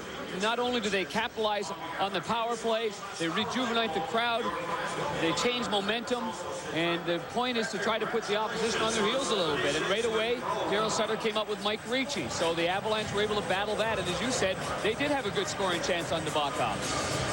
Fourth goal of the playoffs, fourth goal of this series for Solani. He's been a huge factor, as you would expect. And the complexion of the hockey game totally changes by virtue of that playoff goal. That shot never made an on goal. Blake got the stick on it and sent Heduk away for Sakic. And offside on the far side, Tanguay ahead of the play. But the buzz in the tank in the first intermission was why Patrick Marleau's breakaway goal didn't count. And this is why, the hit on the right side is a penalty to Peter Forsberg. At the same time, Steven Reinprecht forces the whistle to go because he had the puck on his stick before Patrick Marleau. Right here, the puck had been on the stick for about 1,001, and he tried to toe drag it or try to pull it around Marleau. So at the same time, the crowd's on their feet. Marleau's on a breakaway. The referee, Bain, trying to blow that whistle and trying to blow it, but it was so loud here, no one heard it. So they deemed that Reinprecht had enough control for them to blow it down. And again, the correct call is made. If you just chip it, you don't have control, but he pulled it around, and it's just confusing for fans, especially in the building, to wonder why was that blown down. Shot from the angle is blocked by Skula. Graves comes over to take it. Graves with Solani and Marleau now. Oh, heavy collision. Four bodies go flying. Looked like Stewart got the worst of the exchange. At least he's the one without a helmet, although all four players get up. You have to think that Coach Daryl Sutter didn't like the lack of chemistry in that opening period. Here's Mateau's shot.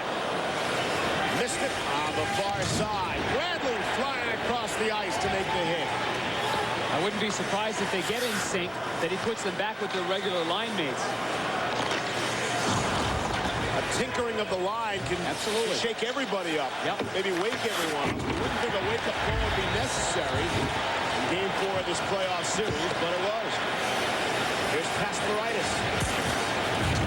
Mateau finishes his hit. The body contact picking up here in the first 3.5 of the second period. Bradley's shot, blocked right aside on the outside of the net by Watt. Bradley continues to finish his hits. Here's Harvey. Try to center, was picked off by Yell. Yell is hit hard by Mateau. Kasparaitis lets the peel off. And that allows the Sharks to get to it.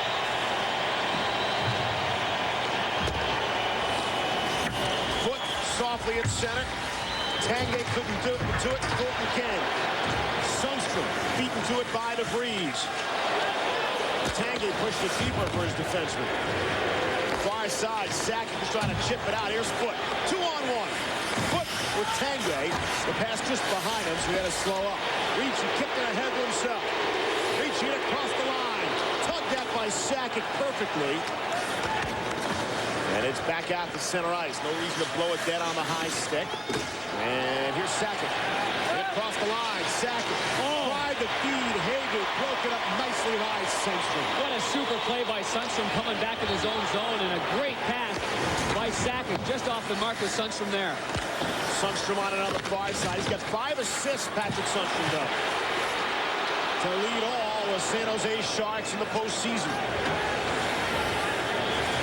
Mike Ricci played nearly 25 minutes, most in the playoffs so far for Mike Ricci. So far, he hasn't shown that burst. I wonder if that's taken a little bit out of him here to begin this game.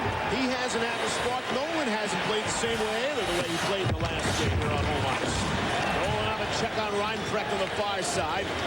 And here's Drury across the line. Drury, the wrister, blocked by Ragnarsson. Blake gets to it for Drury. Centering feed, goes back check by Dampers on Forsberg. And Nolan steps into Forsberg. That centering feed perfectly to Stern. And the pace to this one is picking up in a big way. Ragnarsson is crunched as he releases. Hit by Forsberg. Kasparaitis on Dampers. And one of the Sharks knocked into the net, knocking it off. It's Marco Stern. And that's the reason for the whistle. There's more great second-round Stanley Cup playoff action for you tomorrow night. And a couple of series that are 2-1. At 7 Eastern, the Hurricanes and Canadiens from Montreal on ESPN2. At 8 Eastern, the Red Wings and Blues. Exclusive coverage at 8 Eastern from St. Louis. And pivotal Game 3, the big line of the St. Louis Blues continues to shine. Kachuk, Dimitra, and Mellanby combined for 5 goals and 3 helpers. The rest of the Blues a goal and 4 assists as they sent Dominik Hasek away midway through that third period. It's a surprise every single night in the NHL Stanley Cup playoffs is something. I mean, not that surprising the Blues would win a home game, but they would score 6 goals and beat Detroit so soundly. 6-1. A lot of different turning points in that game as well. Power play opportunities, not able to score, and Blues cash in on power plays. That's what's great, is handling the emotion of playoff hockey. That's what was impressive about Game 3, how emotional it was, and how it went so high and then so low. And leads squandered, and then leads gained and momentum changing. Just phenomenal stuff. Right here, Adam. Some people calling that Game 3 of the series a couple of nights ago arguably the best playoff game in Sharks history in terms of excitement. And everybody was talking about it. Foot and Graves got the gloves up. Graves tried to body DeVries and missed most of them. And Foot and Graves will go at it again. Marlowe put it in deeper. Graves continues to play the body on the far side. Marchment in deep. He and Messier battle. DeVries trying to get it out. Graves comes over, takes a couple of shots from DeVries, and another, and they're still going at it. And now they finally separate. That's a good non-call, too, by the official. That's a good battle, down low. Solani's at the end of the shift, and he goes down with Foot right there. Leteau tried to kick it free, had to kick it because he didn't have his stick. Suter at center slows it down. For Marlowe off for Stewart. The hits this period, 10-3 San Jose. They've been rejuvenated ever since the power play goal 29 seconds into this second period by Teemu Solani on the deflection of the Owen Nolan shot. Totally different hockey game after that.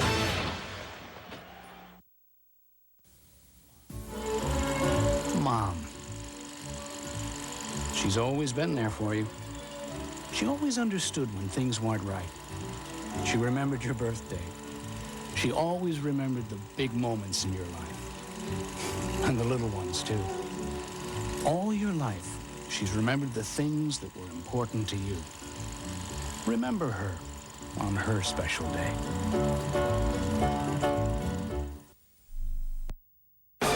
Get your copy of Maximum Motors. It's the only publication dedicated solely to keeping customers tuned up about new and used vehicles in Yukon. Find out information about everything from hot rods to hoopties.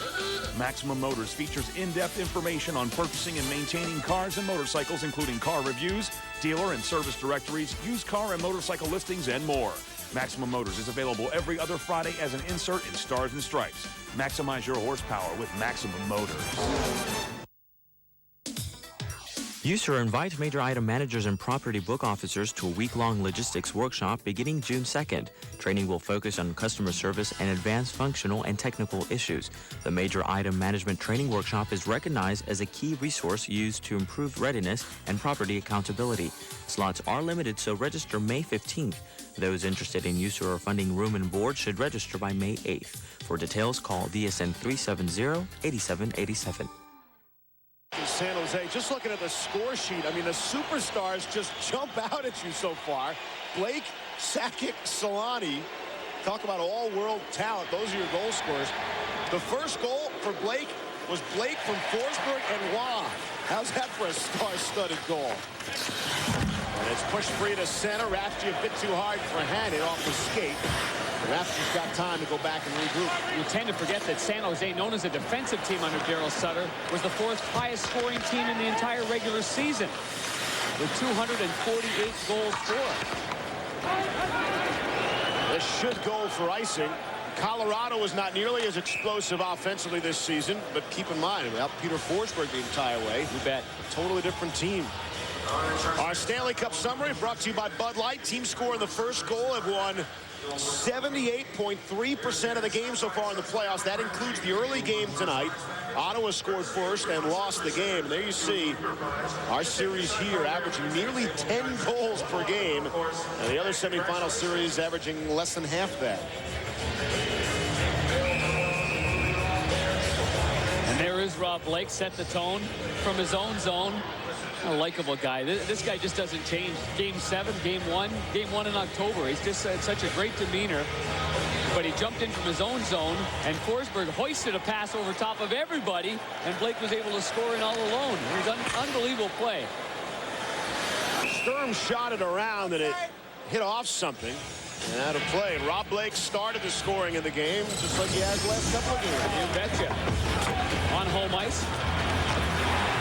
In Game 2, because he didn't play Game 1. And then here in Game 3, first goal of the game, here's Rob Blake sneaking in, and he came all the way from his own zone. Here's that little hoister I'm talking about. What a flip play. It's like Montana to Rice. Rob Blake takes it and goes top shelf, short side, and to that, quiet this crowd. Showing off your Bay Area NFL knowledge, Panger, huh? A little football acumen in there. Got into San Francisco a little bit on the off day yesterday. Chance to get some golf acumen in there, playing that becomes a big surprise, Panger. Historic Olympic club and having one of their famous Billy Burgers. Doesn't get any better than that on off day. And across the line. Here's Forsberg on the return feed, trying to make the move around Ragnarsson. Right off the back of the net. Penalty is coming up. Delayed penalty against San Jose. Wraparound stop by the Backhawk, and he reaches out with a big left glove to make the save. And after the play, Brian Marchman did his best Redwood falling down imitation right on top of the Sharks player. And I think it was Drury. But there's a minor penalty on Sweden's Marcus Ragnarsson, who's gone head-to-head with Peter Forsberg in this game in the first period. On the ice for all 9 of Forsberg's shifts as Daryl Sutter switched the deep pair. Number 10, high stick. He switched it from Stewart to Marchman going head-to-head. And Forsberg again, he has been prolific behind the net. And he has really caused some confusion for Nabokov. So right away, see that stick? It got up high right in the chin. It's a good call. And the sticks have got to stay down. Let Forsberg go right away. As soon as he's hit in this series, and it happened in the first, as soon as he gets hit, he looks at the referee, stops play altogether, and looks at the referee looking for a call. Just keep playing. Let the refs determine it. But anyway, Ragnarsson gets called, and Colorado has got themselves a power play. Ragnarsson, the high stick, 8-11, is the first power play of the game for Colorado, dating back to 1955 of the first period back in game number 3. That's the last time the Avs have had a power play prior to this one. They can use some practice. Here's Sakic. They'll glove it down. The Avs look to get something going. Blake shoots it around. The Bakov slowed it down just enough. Forsberg takes it away. Hannon got a piece of it. Loose behind the net. Here's Sakic for Blake. One-time rocket, missed the mark. Whoa! San Jose's got to take that option away, boy. Rob Blake is just so full of confidence with the puck. He looks good, too. I mean, we talk about how questionable his one leg is, and it might be 2 legs. It's all up in the air what it actually is anyway. Bakov will swing it around. Foot was in deep. Hard check on Nolan by Heinort. He really paid the price to get it out of the zone. There's Graves trying to kill off some of this penalty. It's Sakic, and listen to this crowd. Roaring their appreciation. Graves, and what an effort by Adam Graves. Just killing time in the corner. Damp Andrews finally comes over to help out, and now they're caught. 3-on-2. Here's Drury. He'll shoot it in. I don't know if he identified the fact it was an odd man break. Loose puck into the corner. Marchment able to get to it. Finds Damphus. And DeVries able to keep it in. 5 seconds left on the penalty to Ragnarsson. It's sent down the length of the ice. Power play over. Sharks able to kill it off. 0 shots on goal on that power play. The big Blake shot missed the mark. Here's Skula across the line. Floats one towards the front of the net. Stopped by the Bakov. Yell on it for the Avs. Back behind the net. There's Messier. Checked by Solani down to the ice. Rolls around on the far side. Here's Rafchi. Softly ahead. Big hit Keane on Marlowe. Rafchi for Hannon. Got a lane. Lets it go. Yell did a good job of getting his stick in the lane. Kasparaitis will spin away from the check. Yell behind the back to Keane. Nearly had it picked off. Marlowe is checked. And Stewart has it on the far side. Stewart racing in on his backhand, trying to cut away from DeVries. Lost his edge. Toe finishes the hit. Becoming redundant. Everybody's finishing their hits. Finishing their checks. Hard and clean. Sticks are down. Oh, it's been good stuff. I mean, anytime you have the puck, you know you're going to pay the price as soon as you let it go. Games like this, you have to really take a hit to make a play. Whistle down offside. We'll step out. 2-1 hockey game.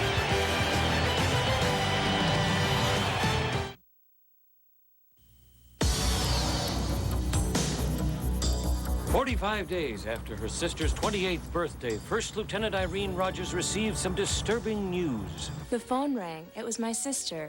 When I asked her how she liked the gift I had sent her, she told me it never arrived. You didn't get the package? So I talked to the Military Postal Service. I took Lieutenant Rogers' report. I gave her the claim form and went over what documentation she needed to file. It's a good thing she kept her receipt. Once the lieutenant filed her claim, the Military Postal Service began a trace. Strangely enough, this package was never found. Shortly after Lieutenant Rogers had been reimbursed, she sent another package to her sister. This one arrived without a hitch. Most mail arrives safely and on schedule. But if you experience any unsolved deliveries with registered or insured mail that is lost or damaged, or express mail that is delayed, contact your Military Postal Service. They'll help you file for a prompt refund or reimbursement. Here's what's coming up on AFN Sports.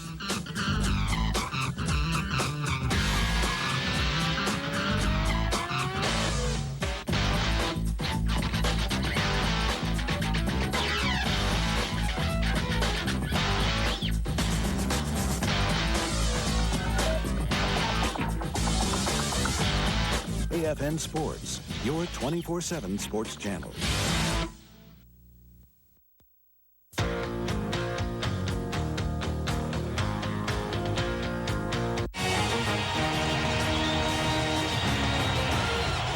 Welcome back. Well, we've seen some odd man breaks, and they're going the Avalanche's way. In fact, they just had one on the power play, except they dumped the puck in, but they've had 5. They've scored on 1 of them, and Joe Sakic has been on 4 of those odd man breaks.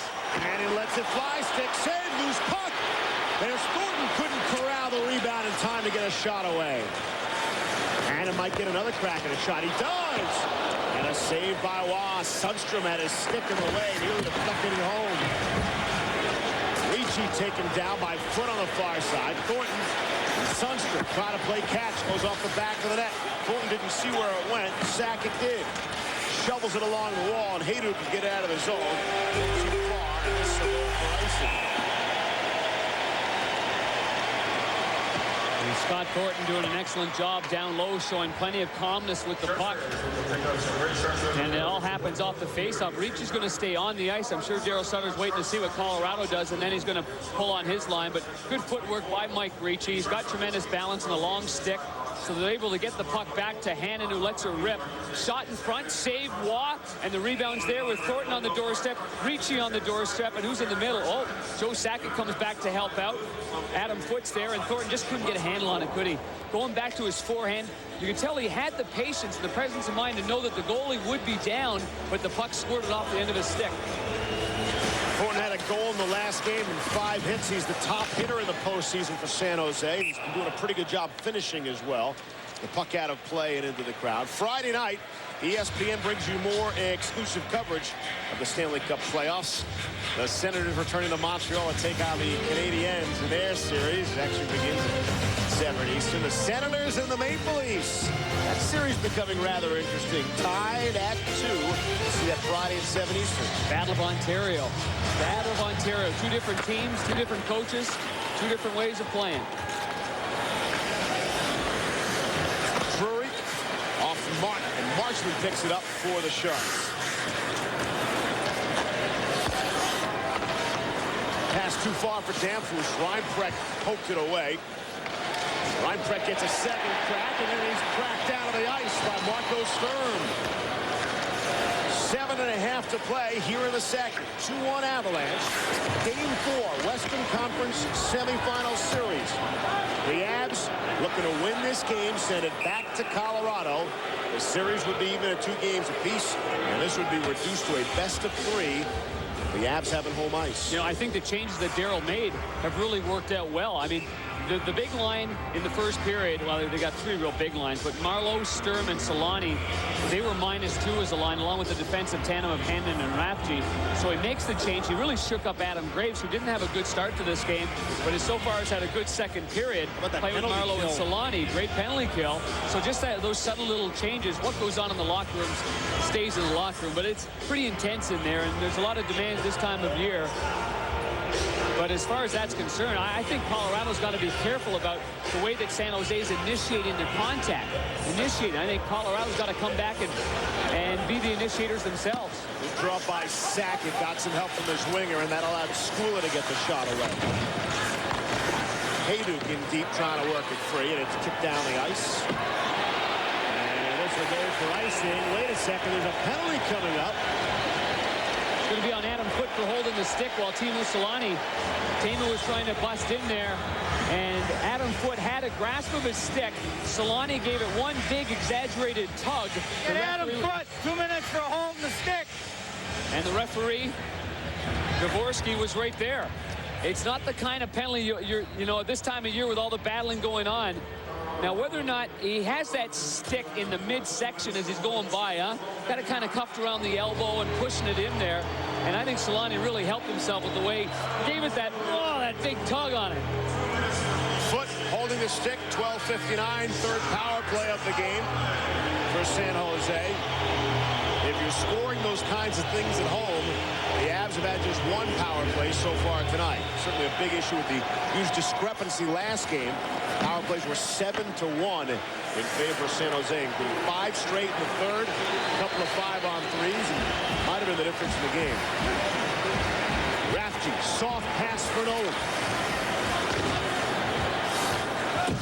Trying to battle it out. Wake comes over to help out. Work back to him. Good play by Suter just to keep in. Now the Sharks will set things up. And the rink-wide pass was deflected off a stick and into the 5th row off the Avalanche stick, so the play will remain. The face-off will be in the Colorado end. That'd be a key part of it. Another key part of it certainly has been the way you see on the left side, Metro finishing their hits. This is the beginning of the period, finishing their hits. Metro on the far side going in hard, and then Brad Stewart came in as well on Greg DeVries. I mean, we're in the playoffs, and the ultimate is Lord Stanley's Cup, and you see the hits right there. San Jose 38-24 and 15-7 San Jose this period. So things changing after you're down 2-0 in your own barn, and a chance to go up 3-1 on the defending Stanley Cup champions. Face off. And the Colorado end, loose puck in the corner. Power play continues for another minute 20. Damphousse is checked by DeVries. Suter on it. Softly for Nolan. And now they'll look to set it up. Went off the shin pad of Messier. He'll get a second crack at it and whip it down the ice. You know, Colorado knows by now that Owen Nolan likes to set up on the left, top of the circle, and fire it on net. They're really pressing him up top, nearly to the blue line. Suter for Solani, trying to return feed. He airmailed it a bit. Nolan was pretty good there. A bit. Checked by DeVries and Keane. And it's cleared down the length of the ice. 44 seconds left on the man advantage. No shots on goal so far with this power play. So they'll bring out the Marlowe line. Kasparaitis wraps it around. Stewart couldn't keep it. He's being pressured, and it's taken away. Here's Yell short-handed. Stefan Yell, poke check by Nabokov. Oh, man, he went into the boards awkwardly. Whoa! And Keane was on it, too, keeping play inside the San Jose A. Yell looks like he's hurt as he skates to the bench. Keep an eye on him. Thornton shoots in. Reaching. A crunch behind the net by Kasparaitis. Then cross-check down to the ice. Ragnarsson for Marlowe. Marlowe went off the stick into the back of Messi. There's Kasparaitis without his stick. No shots on goal during the power play. It's a 3-on-2 for the Avs. Here's DeVries leading the rush. It's tipped over the net. Thornton to hit on Heino. In deep, here's Sakic now. Can't get to it. Heino does a good job on finishing his hit again, as always. Here's Skula. Floater. Nabokov made the save on the wrist shot. And Harvey couldn't contain. Hold the pass. Waugh shovels it away to Sakic. Waugh already has 1 assist in the game. Maybe looking for another one. And he had a hard time with that one play in Game 3, so you can tell he's trying to be a little bit more conservative, a little bit more sure of himself when he plays the puck. Ragnarsson pushes it out to center ice. For all the contact we've had, I think the officials done a great job of letting a lot of it go and letting these two teams play hard. Icing is called.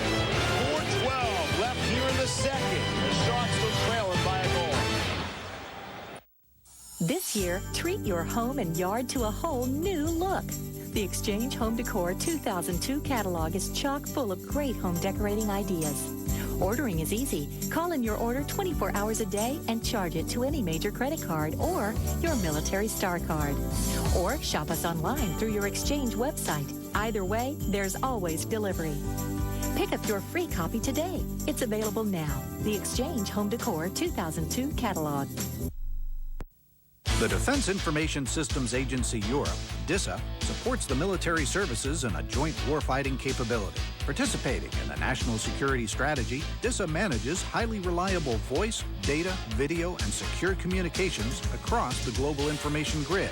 DISA's Regional Network Operations and Security Center keeps a continuous watch over numerous transmission systems. DISA Europe, providing the best command and control communication systems for the European Command. Specialist Golden. Here for Sergeant. Sergeant Phillips. Here for Sergeant. Specialist Woods. Last year, 17 of our soldiers died in vehicle accidents. Specialist Woods. Specialist Woods. USAFE Services congratulates Kimberly Reeves of RAF Lakenheath USAFE Youth of the Year. Reeves earned this honor and a scholarship for her active role in RAF Lakenheath youth programs and academic achievement.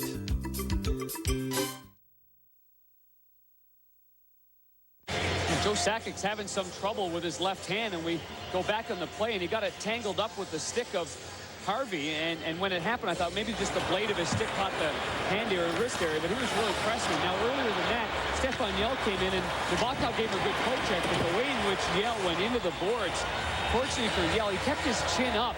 Don't duck your head down. That's where spinal cord injuries happen. Keep your head up.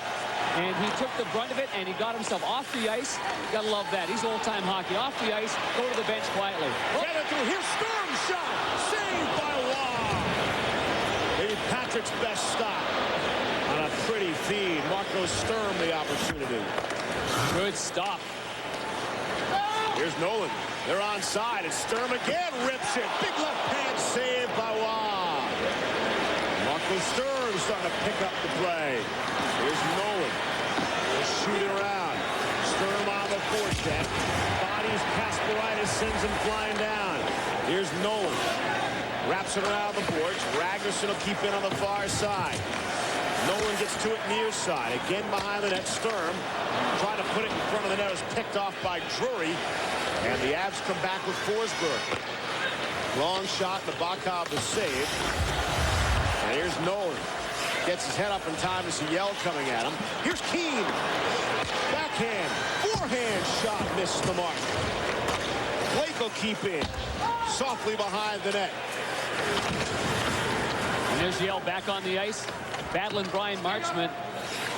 Boy, Mike Keane, that was a tricky play. Keane trying to bring that puck to his forehand and going to the far side over the glove of Nabokov. Well, for the San Jose Sharks, quick little breakout here. Cross ice passing, quick little passes. Then they go up, and Nolan was lucky he stayed on side. And so while everybody's going over towards Vincent Damphus, Steven Reinprecht's got to come back and try to get Marco Sturm, but the goaltender Patrick Waugh made an excellent save. See a better look at it here. The puck is bouncing, and so he doesn't get full wood on it, but a left-hand shot going the same way, stick side low. Good read by Patrick Waugh. Real good save. Inch higher, that's probably in the net. Yeah, you got that right. And with the puck bouncing, too, the players at that point, with a stick on their arm, trying to get control, you're really just trying to get the puck on net. It's not the most accurate condition for you to try to put it under the bar and in, or in a situation where I ideally want it. Messier and Stewart go to the wall. Marlowe able to check his man. Suter on Keane. Yell and Marlowe. Worked free. Stewart. Blake gloved it down. Trying to get the shot away. Blake is taken down. Penalty coming up. And it looks like Graves is going to go. It's going to be a hold on Rob Blake. Adam Graves goes to the penalty box trying to stop Blake come in from the... Adam Graves, 2 minutes for holding.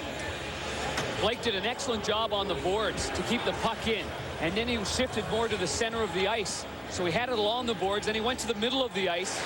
Right here on short side boards, keeps it in play, super play. Adam Graves let go of his stick and grabbed him. That's a penalty, and there's no questions asked whatsoever. But for Adam Graves, I mean, the penalty is one that you don't try not to take it, but I mean, you don't want Rob Blake in the slot letting one rip. Coming up, the Southwest Intermission Report. John Butchergross standing by. SportsCenter in game. Highlights of the Maple Leafs and the Senators. And the Celtics rebound in their playoff series against the Detroit Pistons. All coming up on the Southwest Intermission Report. Power play. Colorado. Here's Forsberg now. Dumps it down deep. Tanguay. Blake in front of the net. They got double wood. Two players, Blake and Drury, providing the screen as that shot was tipped into the corner. And you had Joe Sakic on the weak side trying to sneak in as well. Double wood, that was my bowling reference. I don't know if you picked that up. Here's Forsberg now. Off for Tanguay. What a feed in front! Oh, he missed it on the backhand. Pretty good check thrown by Rathje. Put Tanguay down, and the puck hops into the first row. Chris Drury, a great chance on the power play. Yeah, and he just slammed his stick against the glass in frustration. He's got such great hands. Tanguay makes the pass across right through the legs of Rathje, right on the tape. Drury takes it to the backhand right here. He's got it wide open, and he pulls it before Sundstrom can get there.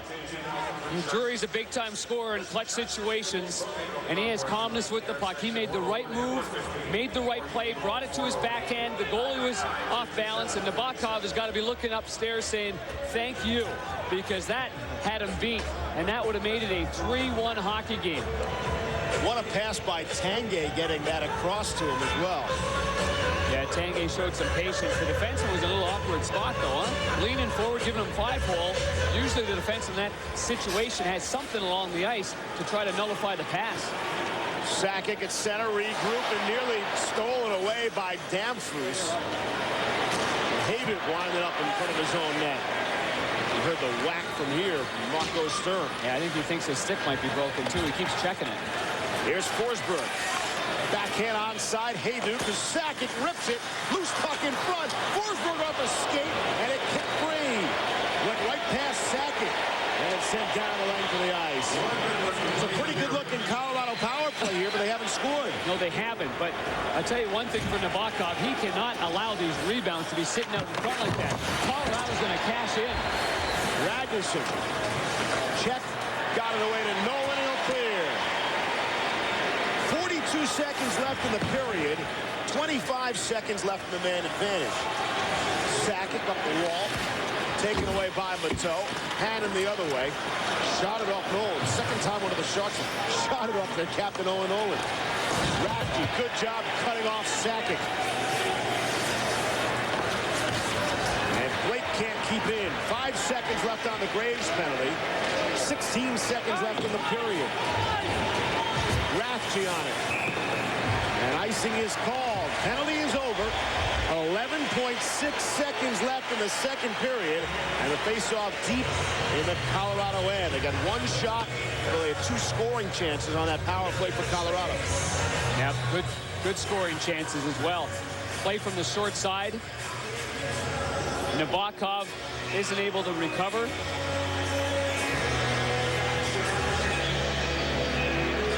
And Adam Foote and Patrick Waugh will have a conversation before a face-off there. Here's Hayduke with the drop pass that we're talking about. Sakic let her rip here, and it never got through. It's blocked in front, then the puck squirts out, so Nabokov tries to play that puck out. If not for the wonderful save by Marcus Ragnarsson, that one's in the empty net. I think Nabokov has got to be more aggressive at sucking in those rebounds instead of pushing them out. Colorado's just too skilled, too talented of a team. They're gonna make them pay. See the scoring chances pretty close. And he'll shoot it around. 6 seconds left in the period. Foote bats it away. And that'll do it. Ricci the contact as the period comes to an end. 2-1 Avalanche lead the Sharks. San Jose the only goal of the period. SportsCenter in game after this.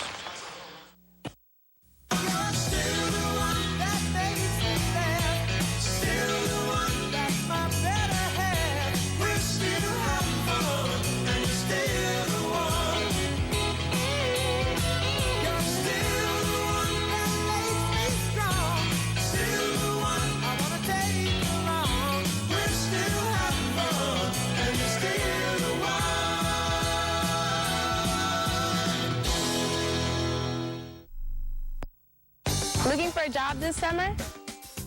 Check out the 2002 Summer Hire Program. Work in an office. Or outdoors. Log on to the Charma website. That's www.charma.hquuser.mil. Check it out!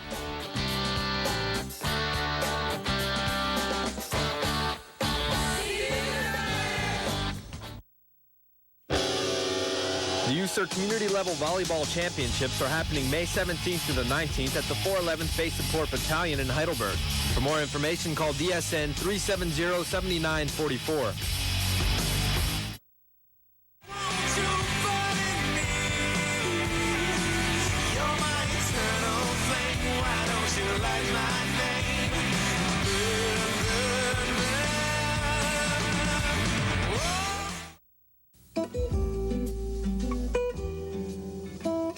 Advanced planning. It makes the sponsorship program work. We're very excited about being your sponsors. I can't wait to meet you. Our school is really great. There are lots of fun things to do around here. I hope we'll be good friends.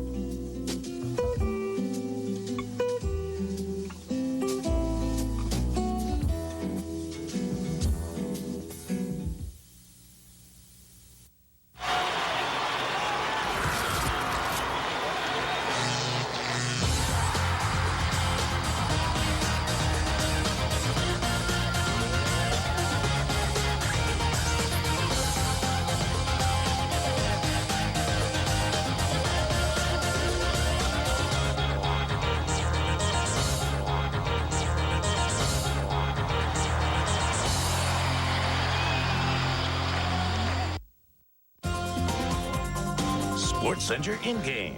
This intermission report is presented by Southwest Airlines, official airline of the National Hockey League. Patrick Waugh's save percentage has progressively gotten worse in this series, period by period. The third period has been his worst. We'll see if that's the case tonight.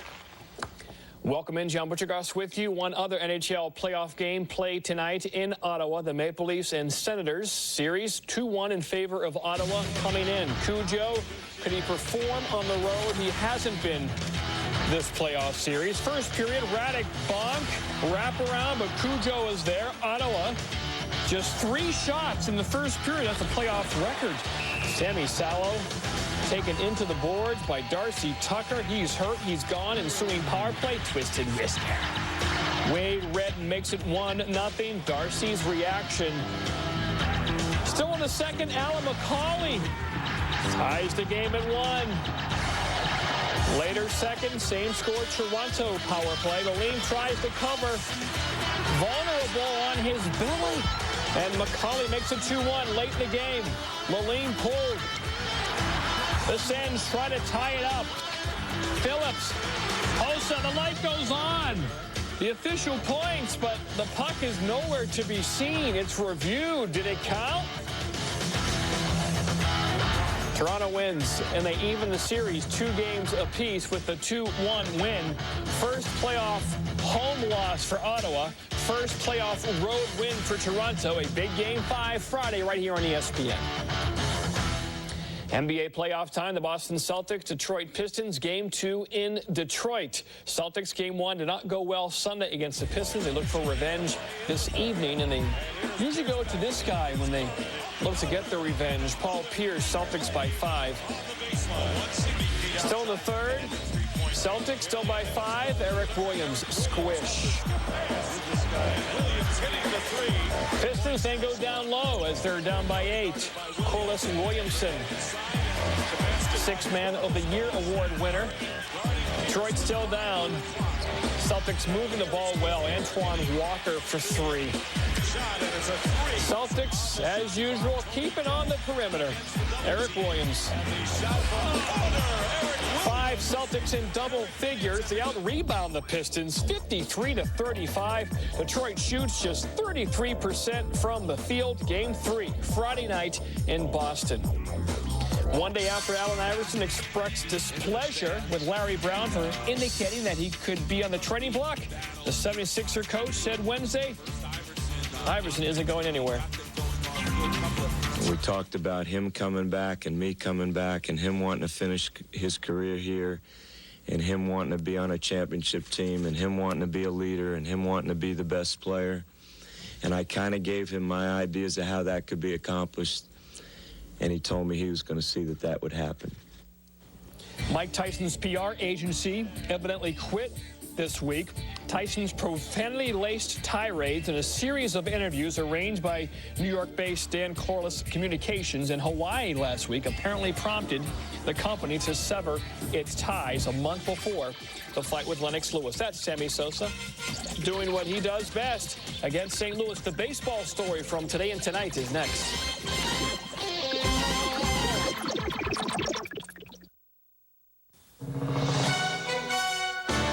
This is an AFRTS News Minute. Secretary of Defense Donald Rumsfeld says the task in Afghanistan is not done. He told reporters at a Pentagon briefing Wednesday the United States has much yet to do, and we're not yet to the end game. There are still al-Qaeda and Taliban in the country and in neighboring countries. They still intend to do what they can to destabilize the Karzai Interim Authority. We intend to see that that doesn't happen. And we have no intention of announcing an end date or anything of that type. And Secretary Rumsfeld said U.S. Special Forces are contributing to the stability of the region, stability that is leading refugees to the conclusion that it's better to be back in the country than out. That's an AFRTS News Minute. I'm Army Sergeant Chris Mitchell.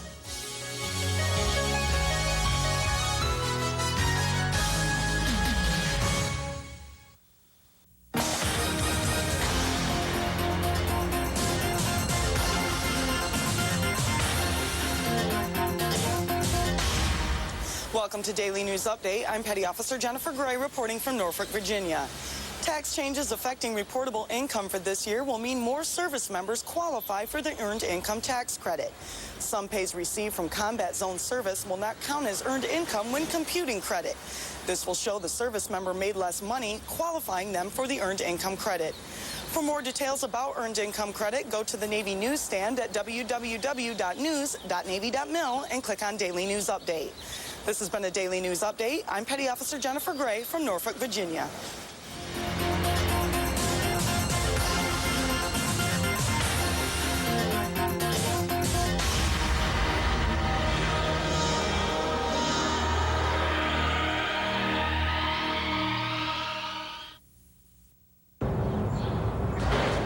Doesn't mean Tiger Woods is not busy. That's right.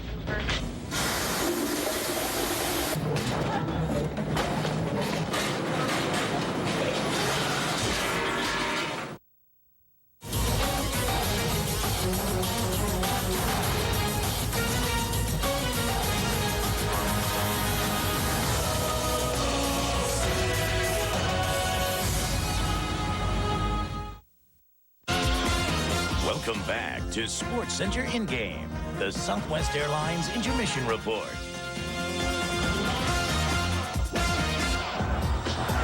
Royals Twins, bottom 6. Tom Prince, left field corner. Dustin Moore scores. RBI double for Prince. 2-0 Twins. Top of 8, 3-0. Carlos Beltran to center. Nathan Perez rounding third. Look at Torrey Hunter, like Andy Van Slyke used to do back for the Pirates in the early 90s. The full body throw to home. Meanwhile, the White Sox beat the Rangers 5-3. Maglio Ordonez 2 for 3 as the White Sox win their 20th game of the year. Mark Burley 6-2. Alfonso Soriano. That is gone. Solo shot for Soriano. You knew where it was going. He's not done. Does it again. Now hitting .349 on the year. Yankees are winners. Roger Clemens 108 pitches. He is a winner. He's now 5-2. Okay, Cardinals Cubs. Sammy Sosa, there he is. Number 13. For Sosa. And the Cubs looking good in the first, up 2-1. Sammy 1 for 2 on the day, hitting .348. Meanwhile, Fred McGriff, big position here. First and second, 2 outs. But Matt Morris gets him to fly out to left. Nice play. Pujols, Albert Pujols. Giants and Mets. JT Snow. Whoa, that's good work deep to center. Jay Payton, will he get it? No, over his head. JT again. No one's going to catch this one either. That is a home run. And the Giants are 8-2 winners over the Mets. Our score is just 2-1. 20 minutes to go and a huge Game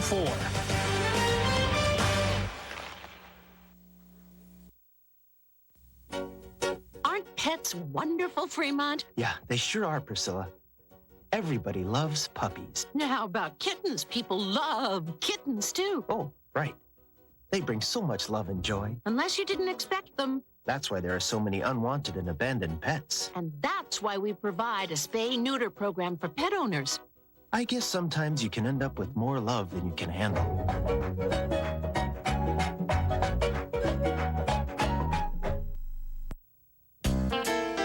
Wonder why we don't carry those gallon jugs of milk so popular with families back home?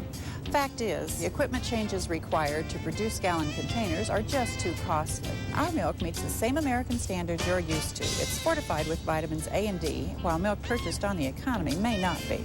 The cardboard carton offers better protection for light-sensitive vitamins and minerals, and since you're only opening a half gallon at a time, your home supply of milk should stay fresher longer.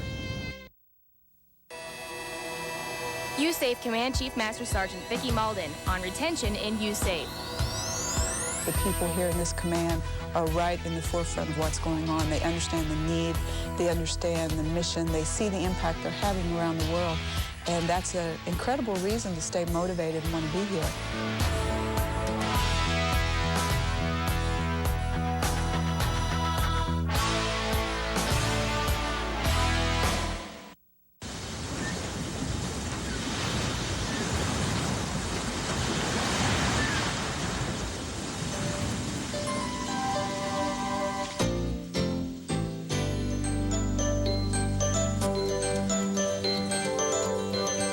Volunteering for command-sponsored environmental programs, you're helping to ensure that our natural treasures continue to enrich us now and in the future. Ask your command how you can help. Fans started arriving here yesterday. It's an incredible scene. This may be the moment we've all been waiting for. Yes, and here it comes. The Stanley Cup Finals coming in June on AFN and AFN Sports.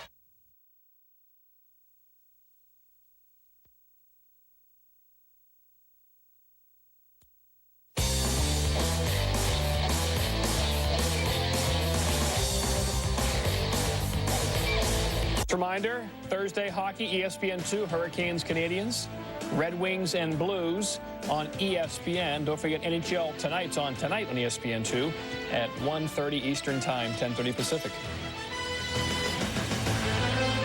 All right, 20 more minutes to go. The Sharks need one more of those to tie it up. Steve Levy, Darren Pang, Chung tonight. Next. In World War II, the Marine Corps worked in two very different environments in the Pacific, dense jungle and open spaces. Cassidy, get that cover squared away! Sarge, just a little nervous. The green camouflage seen in Europe was ineffective for beach landings, so brown was introduced. Broadside out!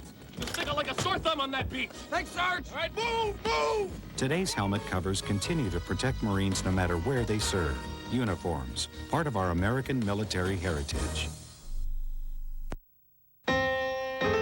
Freedom to think for yourself. To disagree with the government. Freedom to be equal. To be different. Freedom to raise a family. To marry the man I love. The freedom to worship the God of my choice. To live with dignity. The freedom to be me. To be whatever I want to be. Defending freedom for over 200 years. Get your copy of Maximum Motors. It's the only publication dedicated solely to keeping customers tuned up about new and used vehicles in Yukon. Find out information about everything from hot rods to hoopties. Maximum Motors features in-depth information on purchasing and maintaining cars and motorcycles, including car reviews, dealer and service directories, used car and motorcycle listings, and more. Maximum Motors is available every other Friday as an insert in Stars and Stripes. Maximize your horsepower with Maximum Motors. You're looking at soldiers, citizen soldiers and their families, members of the Army National Guard. They spend 1 weekend a month and 2 weeks a year in intense training to be ready when they're needed by our country or communities. They live at home, building civilian experience, pursuing higher education and personal goals. They're friends, neighbors, teachers, accountants, fathers and mothers, sisters and sons, getting good pay and benefits while giving something back to the country they love. Join them. Call 1-800-GO-GUARD and discover the part-time job with full-time pride. In the Army National Guard, you can. I can still feel his hooks in my ribs and taste the leather from his uppercuts. So why should I get out of the corner? Because I'd gladly take another 3 minutes of pain for a shot at the title. Wouldn't you?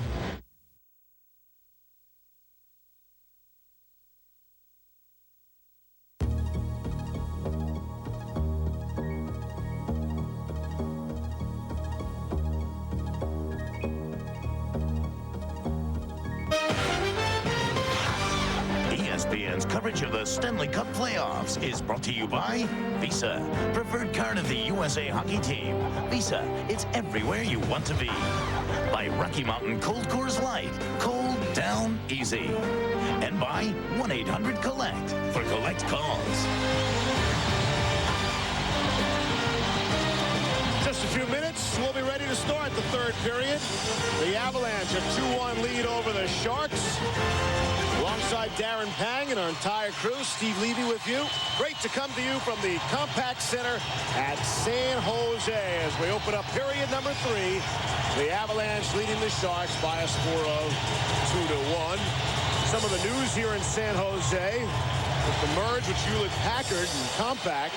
They're going to change the name of the building, apparently to the HP Pavilion. Bob Hartley, who's always entertaining, was asked about that. He said, what's wrong with Shark Tank? And that the name of the building would have absolutely no impact on the outcome of tonight's game. Bob Hartley gives great press conference. Here are the Sharks now, going for the tying goal. As we open up 5-on-5 in the third. That tip deflected, never made it on goal. And the Avs come out a full-blown 3-on-2. Here's DeVries, just onside was Paydu, and that quick shot knocked aside. Sakic was the third member of that 3-on-2. Another odd man break, the fifth of the game, and Sakic's been involved in 5 of them. Ratchy got caught pinching deep. DeVries, the shot away pad save. Here's Forsberg following on the rebound. And it's pushed back out to center. DeVries will go back for it. And excuse me, 7 odd man breaks in this game, and only 1 shot on goal in that time. Forsberg tried to float it, and it was gloved down. See if the Sharks can break. Nolan couldn't get there, and icing is called. Our Visa storyline from San Jose. Joe Sakic, his 5th goal of the playoffs. He's got a 4-game point streak.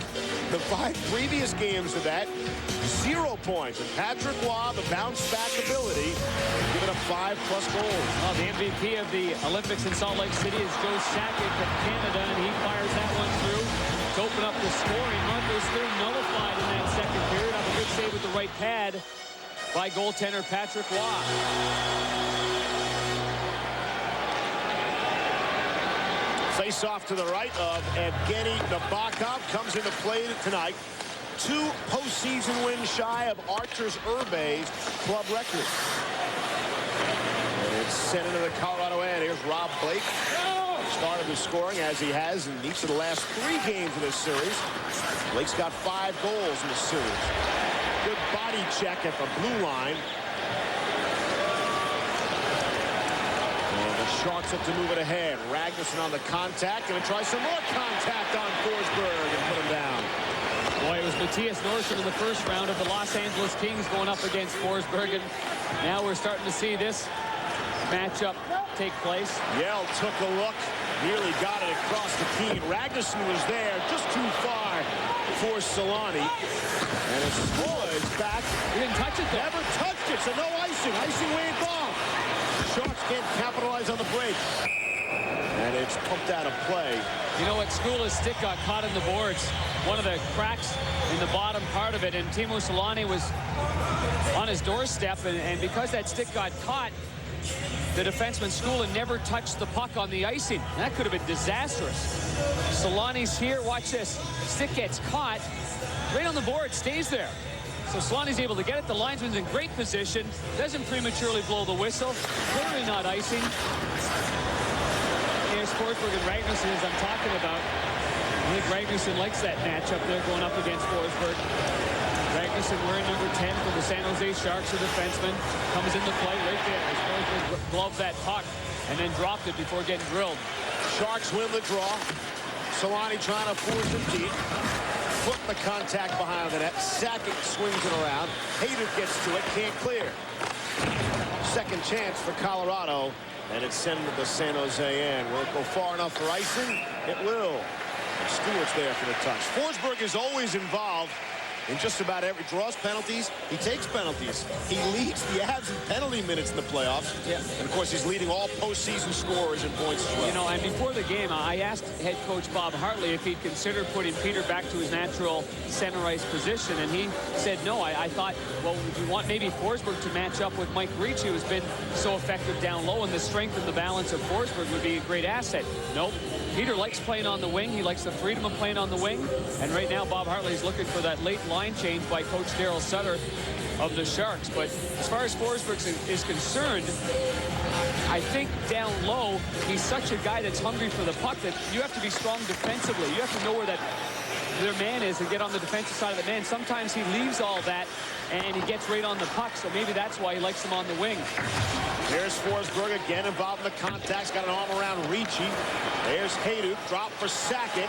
Sakic from the angle, and he scores! Joe Sakic through Nabokov. And it's 3-1 Colorado. What a play at the blue line.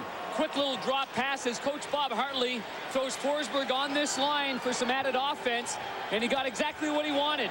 A good play in the neutral zone, a drop pass by Milan Hayduke, some confusion by the San Jose Sharks, and it allowed Joe Sakic to fire home his second goal of the night with that quick, hard snapshot. Here's Hayduke gaining the blue line again. The Avs have done it.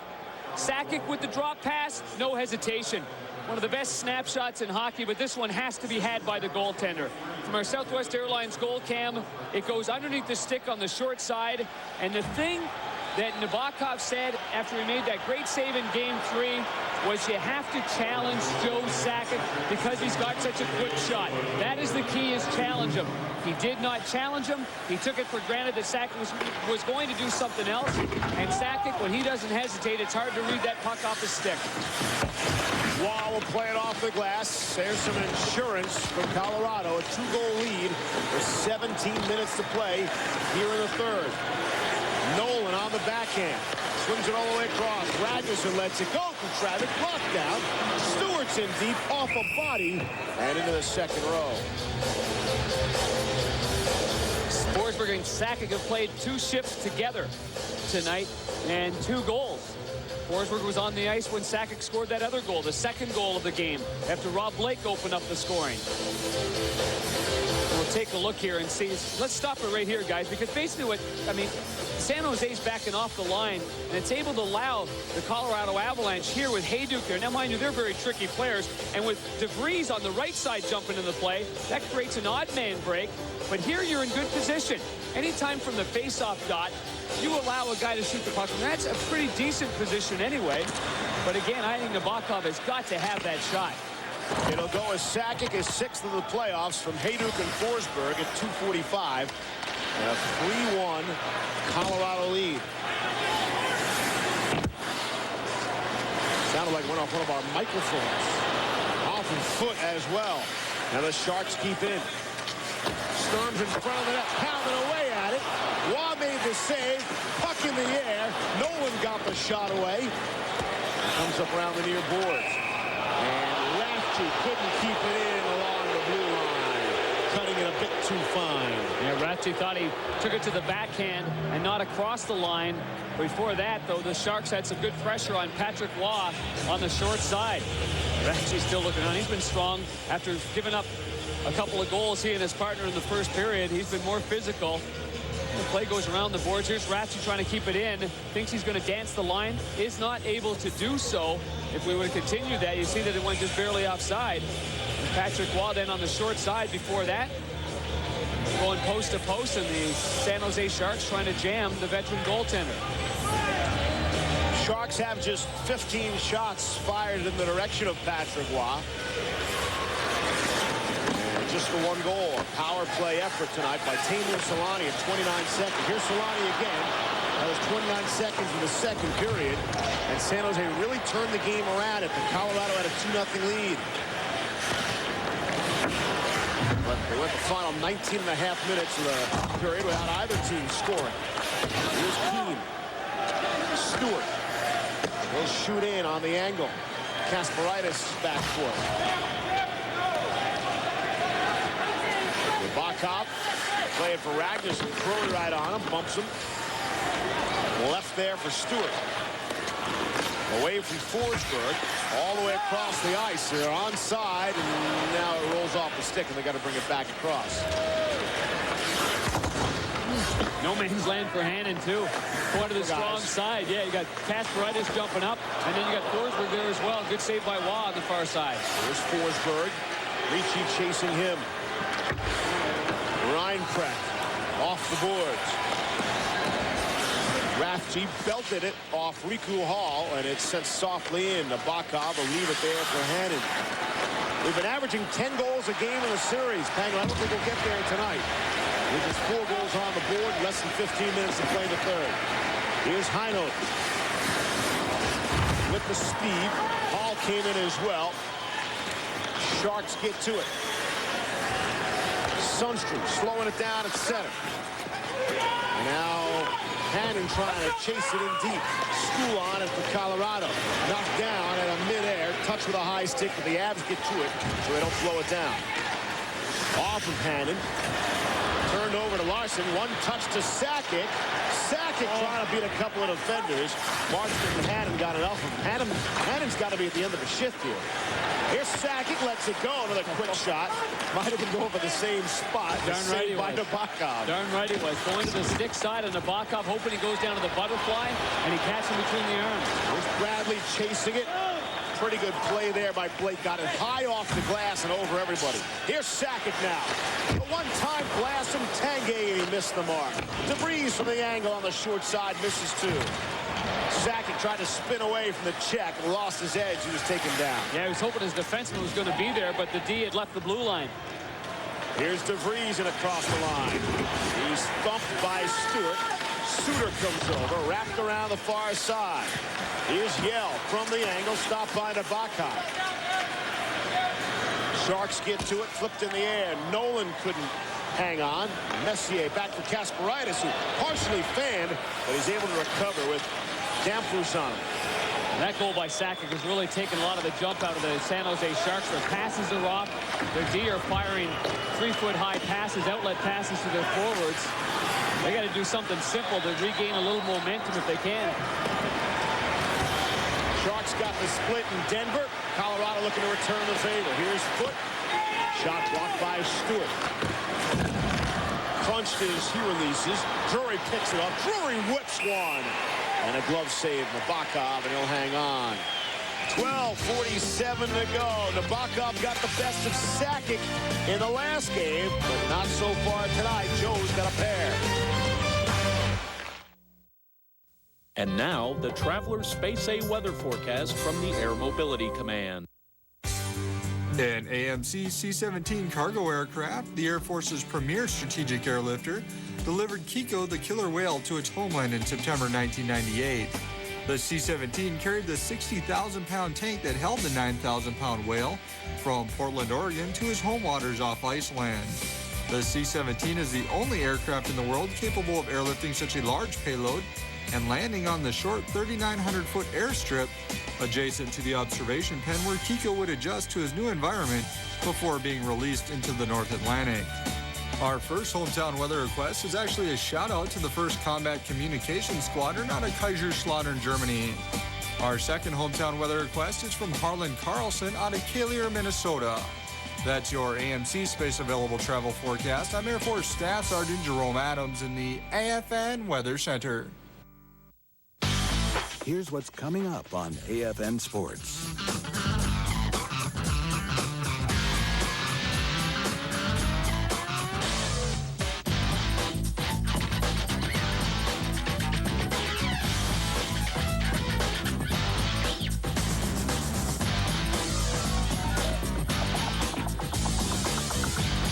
AFN Sports, your 24/7 sports channel.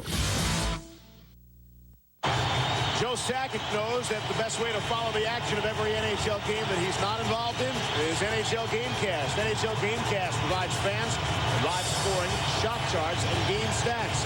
NHL Gamecast is available on ESPN.com as well as NHL.com. Play back underway. Wrapped around the far side and out of the zone. Kasparaitis still go back for it. Nolan on hand. Nolan puts Kasparaitis down. And the crowd roars. Ragnar should have pushed it deeper in his own end. That's one of those simple things I was talking about. Simple thing is getting the puck in deep and start banging some bodies around. We got to give Colorado plenty of credit, though. I mean, they're back to playing a little puck possession hockey right here. And they're looking pretty calm with the puck and making plays through the neutral zone. Graves and Messier are stood up at center.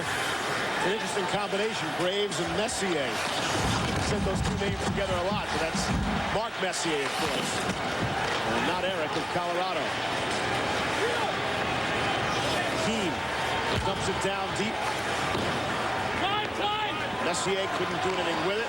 Nearly had Marlowe streaking at center. Good play by Keane, able to pick off the pass. Yeah, good hand-eye coordination. Keane had a stick in the lane and just out of midair. Otherwise, they're off and running. Solani missed the mark, looking for the dump in there. Graves on the far side, checked immediately. Loose puck to the breeze of Colorado. Wraps it around. Hayduk with Rafchi on him. Rafchi's in deep. San Jose's got to try to force the issue. We come up on 11 minutes left in the third, and the Sharks trail by 2. Here's Graves. One hand on Sakic, one hand on the stick. Loose puck. Nobody knows where it is. Finally, Foote does, and that's a cool veteran play. There's no icing. No doubt about that. They got fortunate because that puck came from the end boards, hit a seam, and came out in front. Here's Blake. Off the glass, cool and calm, and out of the zone. This game is taking on a totally different complexion than the other 3 games in this series. Waugh played it off the boards. Rafchi to hit on high note. Sticks come up as players go down. Hannon being pressured by Hall. Hall escape. Here's Sundstrom. Lets it go. Right pad save. Rebound was there for Ricci momentarily. It was there and then it was taken away. Here's Thornton off his skate blade. He'll shoot it around. Ritchie and Hall tied up. Thornton coming in to finish his hit. Hey.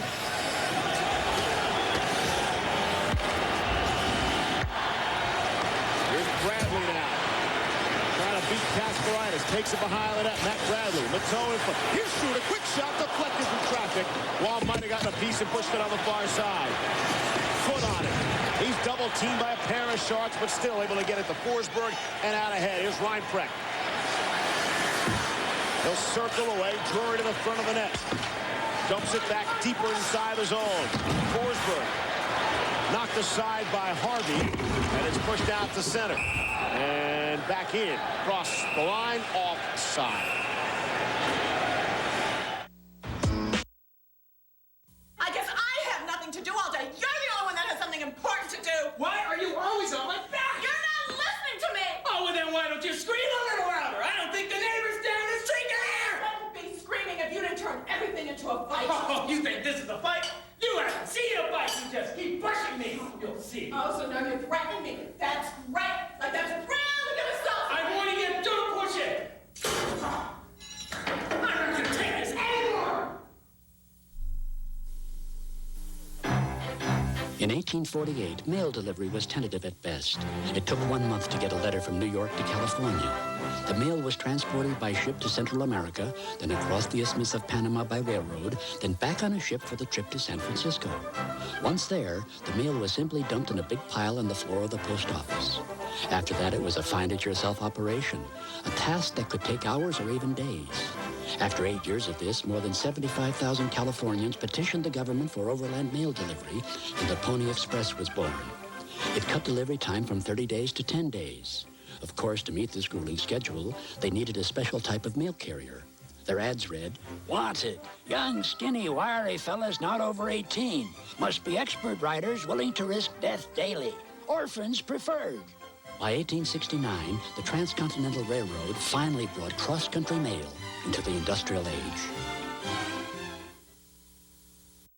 League leaders, defenseman points. What's the guy on the left there doing with Lidstrom and Chelios? Greg DeVries of Colorado had 4 points in his first 66 career playoff games. He's got 8 points just in this postseason alone. 10 playoff games.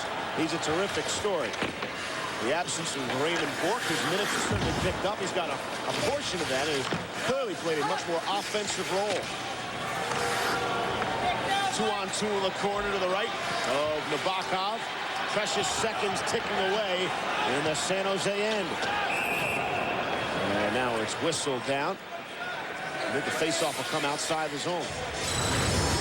Sakic on a roll in this game with that quick shot. He's got some jump in his legs, and the key has been he's been able to gain the line.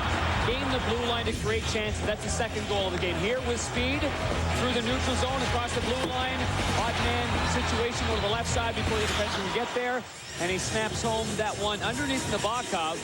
And in a 2-1 hockey game, these are little tests along the way for the young goaltender. As you see his 2 career hat tricks in the playoffs. But Nabokov in that situation, 2-1 home building early in the third. Got to make the save. Got to make the save to hang on to it. But again, another key, and certainly San Jose's going to look at this. Doesn't it seem like that line is gaining the blue line real easy? And San Jose's a great team at closing the gap, but that hasn't been the case. Here's Damphus now behind the net. Centering feed, try to get it to Sturm. Ragnarsson's shot never made it on goal. Here's Nolan. Sharks picking it up a little bit, and Rafchi couldn't hand up the pass. Must have taken his eye off it, and they'll have to restart it. Kasparaitis off the glass. And all the way down. Stewart back for the touch. 8:37 left here in the third. 3-1 Avs. And we'll keep bringing this up until the streak is likely over. Last game was the 8th time that Wah had allowed 5+ goals in a playoff loss.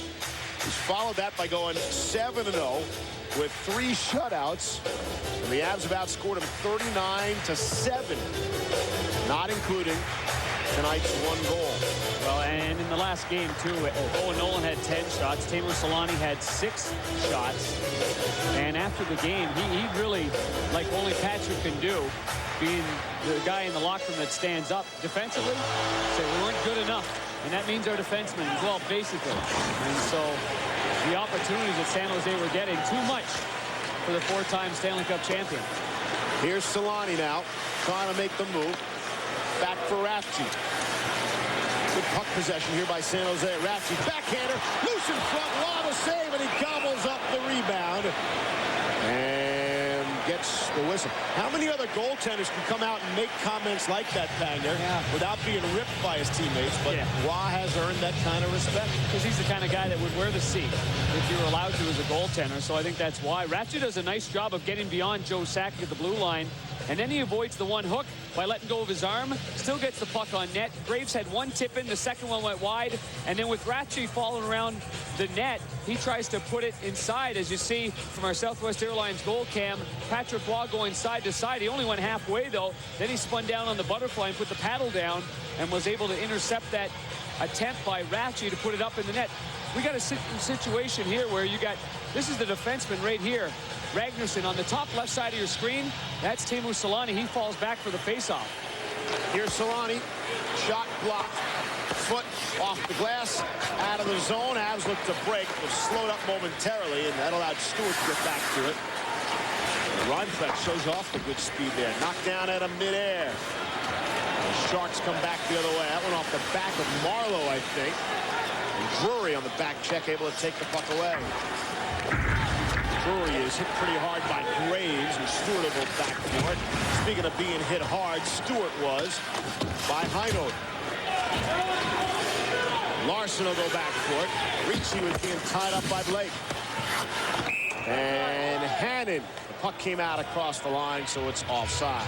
Tomorrow, the second round of the Stanley Cup playoffs will continue over on ESPN2 at 7 Eastern. The Hurricanes and Canadiens, Carolina will look to tie it up. And then at 8 Eastern here on ESPN, exclusive coverage of the Blues and the Red Wings from St. Louis. The Blues will look to tie up this series. It's tomorrow night on ESPN and ESPN2.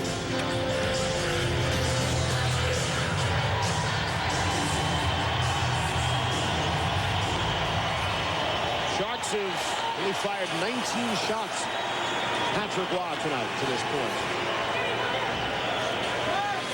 Strange.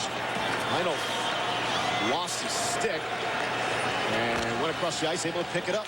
Wasn't much contact on the play. That's that old prevent D-to-D and flip it out thing right there that Colorado's doing right now. Something they did all year long. They played tight defensive hockey without Peter Forsberg. And obviously a key as well is there are 2 horses on the blue line. A team that primarily goes with 4 guys on the blue line. The 2 guys, Adam Foote and Rob Blake, when you compare them to, let's say, Al McGinnis and a Chris Pronger type, one or both players have been on the ice for nearly 48 of 52 minutes so far in this hockey game, and combined they're a +2. So I mean, your partners are DeVries and Foote and Kasparaitis and Blake, and then you got Skula and Muir, but Brian Muir and Skula don't see a whole lot of action here on the ice. So see right now, this is a good break for Colorado because there's a little ice repair job there, so you have a little bit extra rest there on your blue line guys. The prevent defense you're talking about by Colorado, you take some chance, and eventually Sharks are going to win the face-off and get a good shot on goal. But when you have a 2-goal lead, I think that makes a bigger difference. With a 1-goal lead, you probably wouldn't be as likely to play it the same way. That's the old D-to-D and flip it out. And just make sure you flip it out. Go over and not under. You start going under, it's intercepted right in the middle of the ice. Face-off upcoming to the right of Waugh. Sakic and Ricci line up to do battle. Now trying to energize these Sharks. Shot from Rafchi, hit a body in front. There's Court. Check by DeVries. Rafchi wraps it around the boards. Here's Ricci. And Foot tripped up Ricci. Foot on it. Refs have done a good job tonight. Yep. Keeping the penalty calls to a minimum and allowing an awful lot of clean contact here tonight. I was going to say the players are keeping it. Yep. You know, they're... Here's Thornton now. Little bumper pool there behind the net. They'll try it again. Ricci will shove out the hockey pants. Try to create some space for himself. Here's Thornton now. Thornton comes away with it. A shot up high, knocked down. Really hit Rees in the face, off the glass and out. That looked like the Harlem Globetrotters passing the ball around center court there. Just kept going and going and going behind the Colorado net. You just waited for somebody to come out and make a play. Well, they're looking for that third man high, but by the end of it, you had 4 guys basically behind the goal line, pressing down by 2 goals. You got to get 2 men in deep. Offside at the Colorado blue line. 5:49 to go here in the third. The Avs look at a 7-series back home for the 2 games apiece.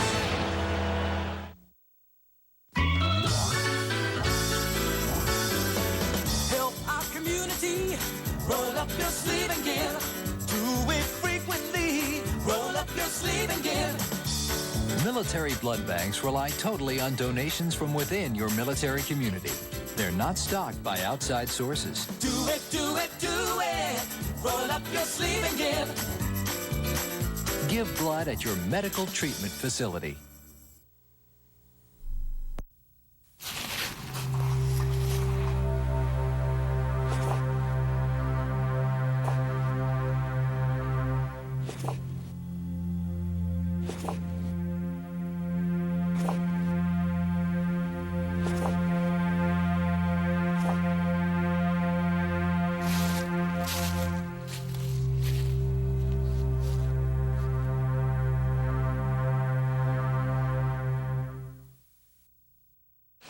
Mines Castell Storage Station, Mannheim Toyland, Bamberg Single Soldiers Quarters, Sarajevo Bootmere PX, Wiesbaden Amelia Earhart Hotel. All of these locations have one thing in common: electrical fire damage. 30% of all fires in U.S. Army Europe are caused by electrical circuit overload. Don't become a statistic. Don't get burned.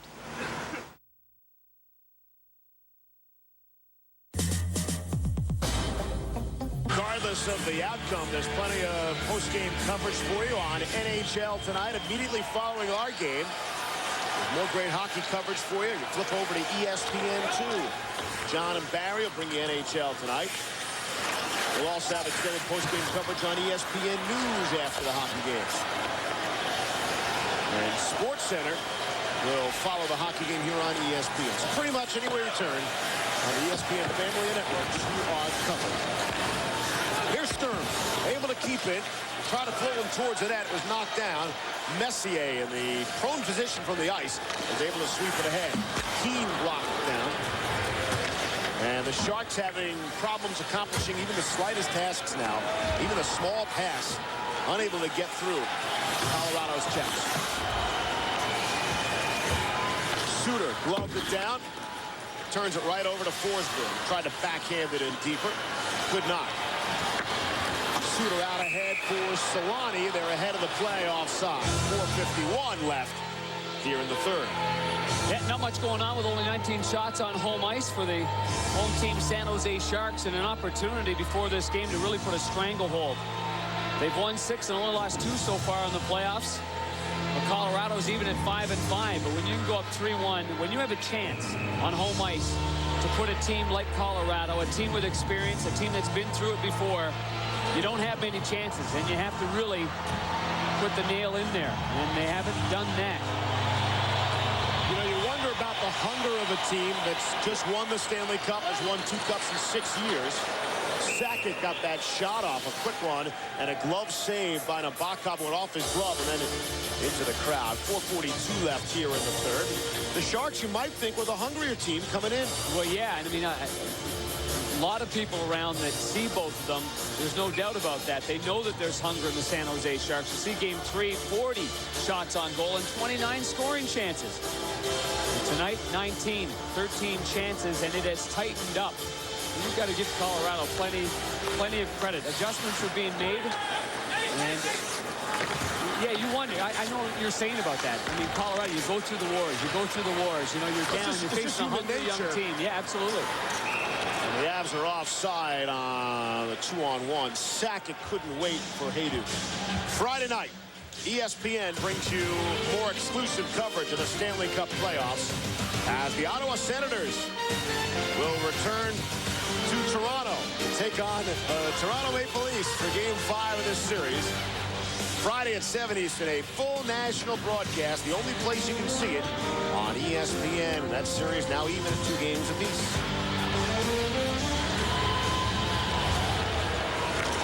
Here's Kasparaitis. Hit by Sundstrom as he shot it in. The Sharks are moving ahead.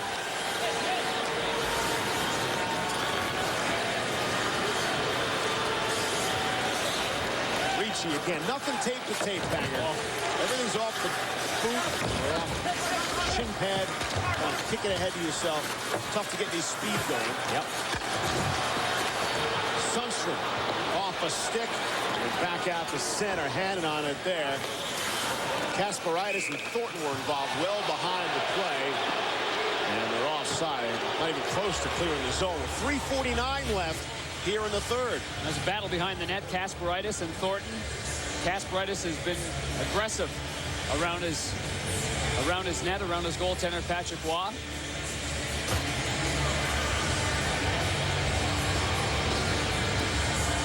This line of the San Jose Sharks trying to cycle it down low.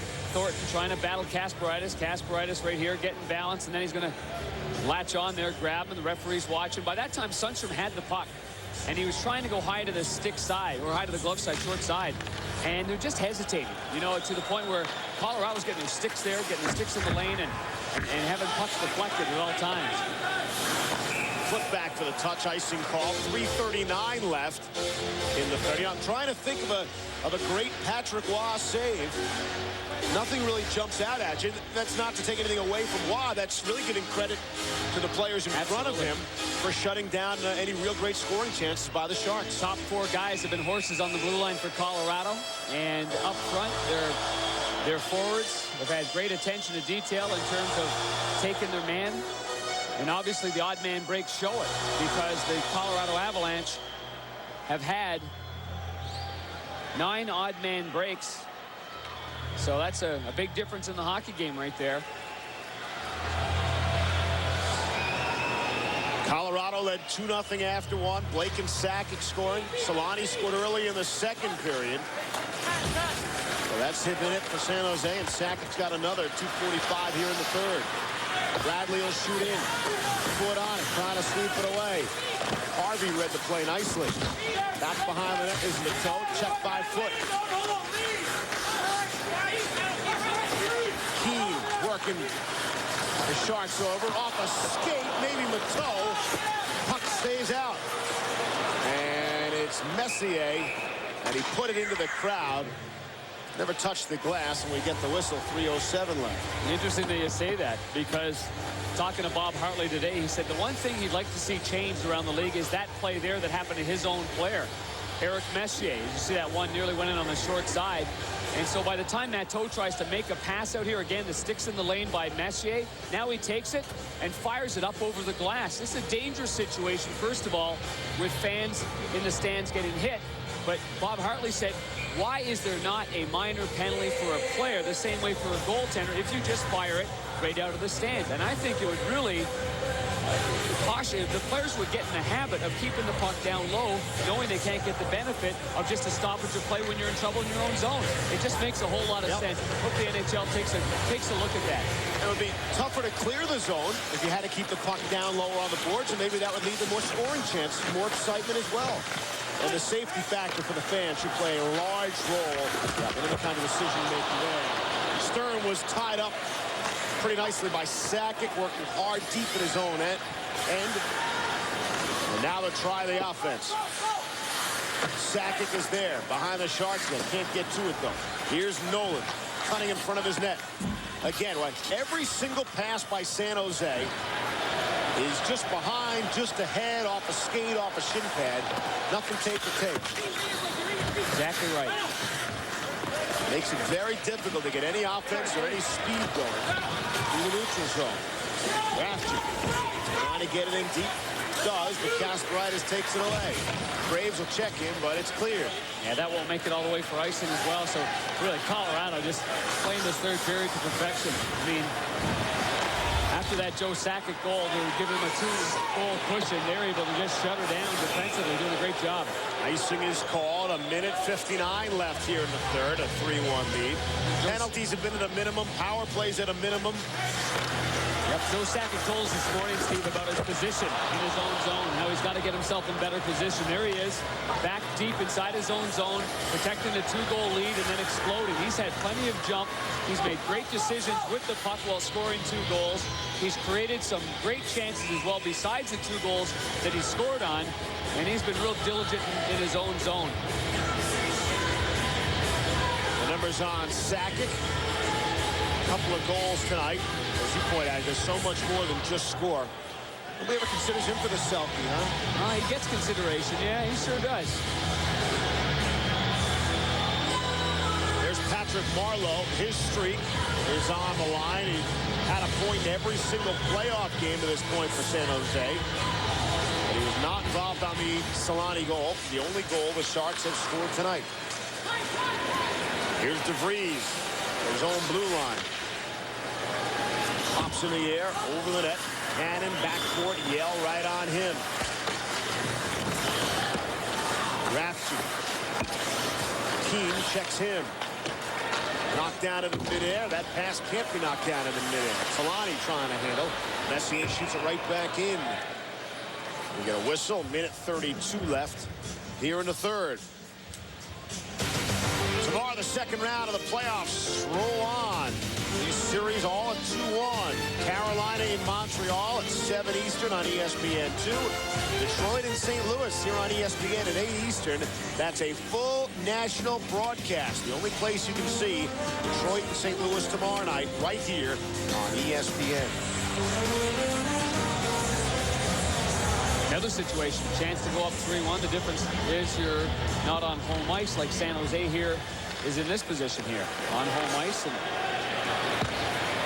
no die in the Stanley Cup champions. That's for darn sure. I think you learn something about a team like the Sharks in terms of killer instinct. Came out, had a pretty flat first period tonight. And just haven't had the kind of jump in offense they showed in game number 3. Colorado's done a good job keeping that to a minimum. Give credit to the Avalanche. Here's your basic 3-on-1 with an empty net. Shot and a score. Milan Hajduk has sealed the deal. And Colorado takes a 4-1 lead. And they will bring this series back to the Pepsi Center in Denver, even at 2 games apiece. And it'll be reduced to a best-of-3 with the Avs having home ice advantage. Easy one for Milan Hajduk with Nabokov out of the net and pulled. And for Colorado, what a way to bounce back after the emotions of game 3 when they came back from a 2-goal deficit, made it 4-3 and ended up losing that game. You're talking about how emotionally drained you are to bounce back with their effort. Outstanding. Bradley's cut off. Lateau in the corner, hit by Hall. Larson checking Harvey. Stewart in deep on Skula. There's Bradley. Larson got enough of him to send him down to the ice. And Larson will keep skating with the puck and come out 2-on-2. And he'll just backhand softly and go for a change. Hajduk from Tanguay, the empty netter. It's Hajduk's second at 18:58. It's a 4-1 Avalanche lead. Lateau got the gloves up high from Kasparaitis. Far side, they can't do anything with it. It's sent down the length of the ice.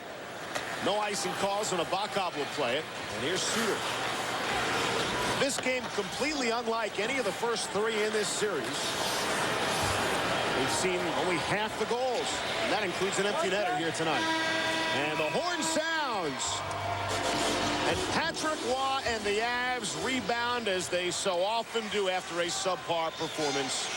The Avalanche win 4-1 to even the series. NHL Tonight is coming up next. There's post-game action on ESPN News. There's action tomorrow night. The Hurricanes and Canadiens. And the Red Wings and Blues. SportsCenter is next. Tonight's game has been a presentation of ESPN, the worldwide leader in sports. We'll talk to you on Saturday in Denver, Colorado. With Darren Pang and our entire crew. This is Steve Levy. SportsCenter is now.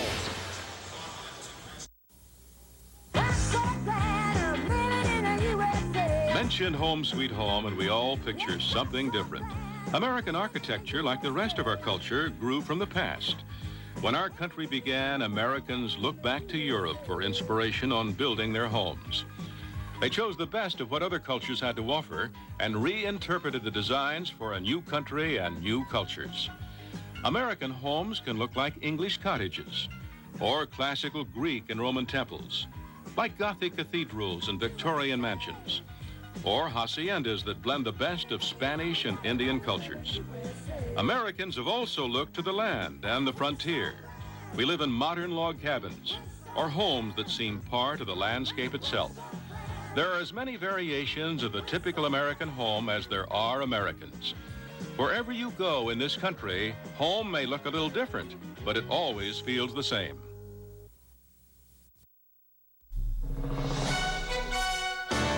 This is an AFRTS News Minute. Secretary of Defense Donald Rumsfeld says the task in Afghanistan is not done.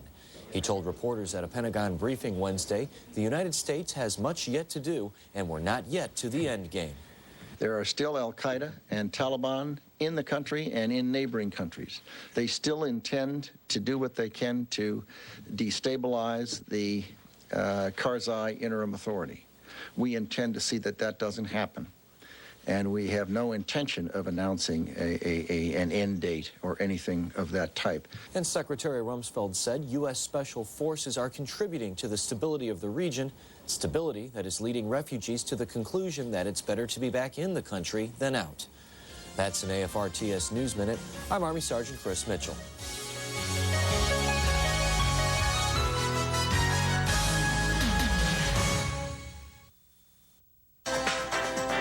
Okay, people, we got work to do.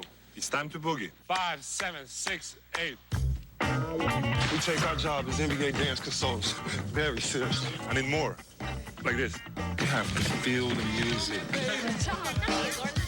River dance. I used to be able to do this. Nice. I like it. Woo, get it up now, get it up. Are you guys sure about this? Absolutely.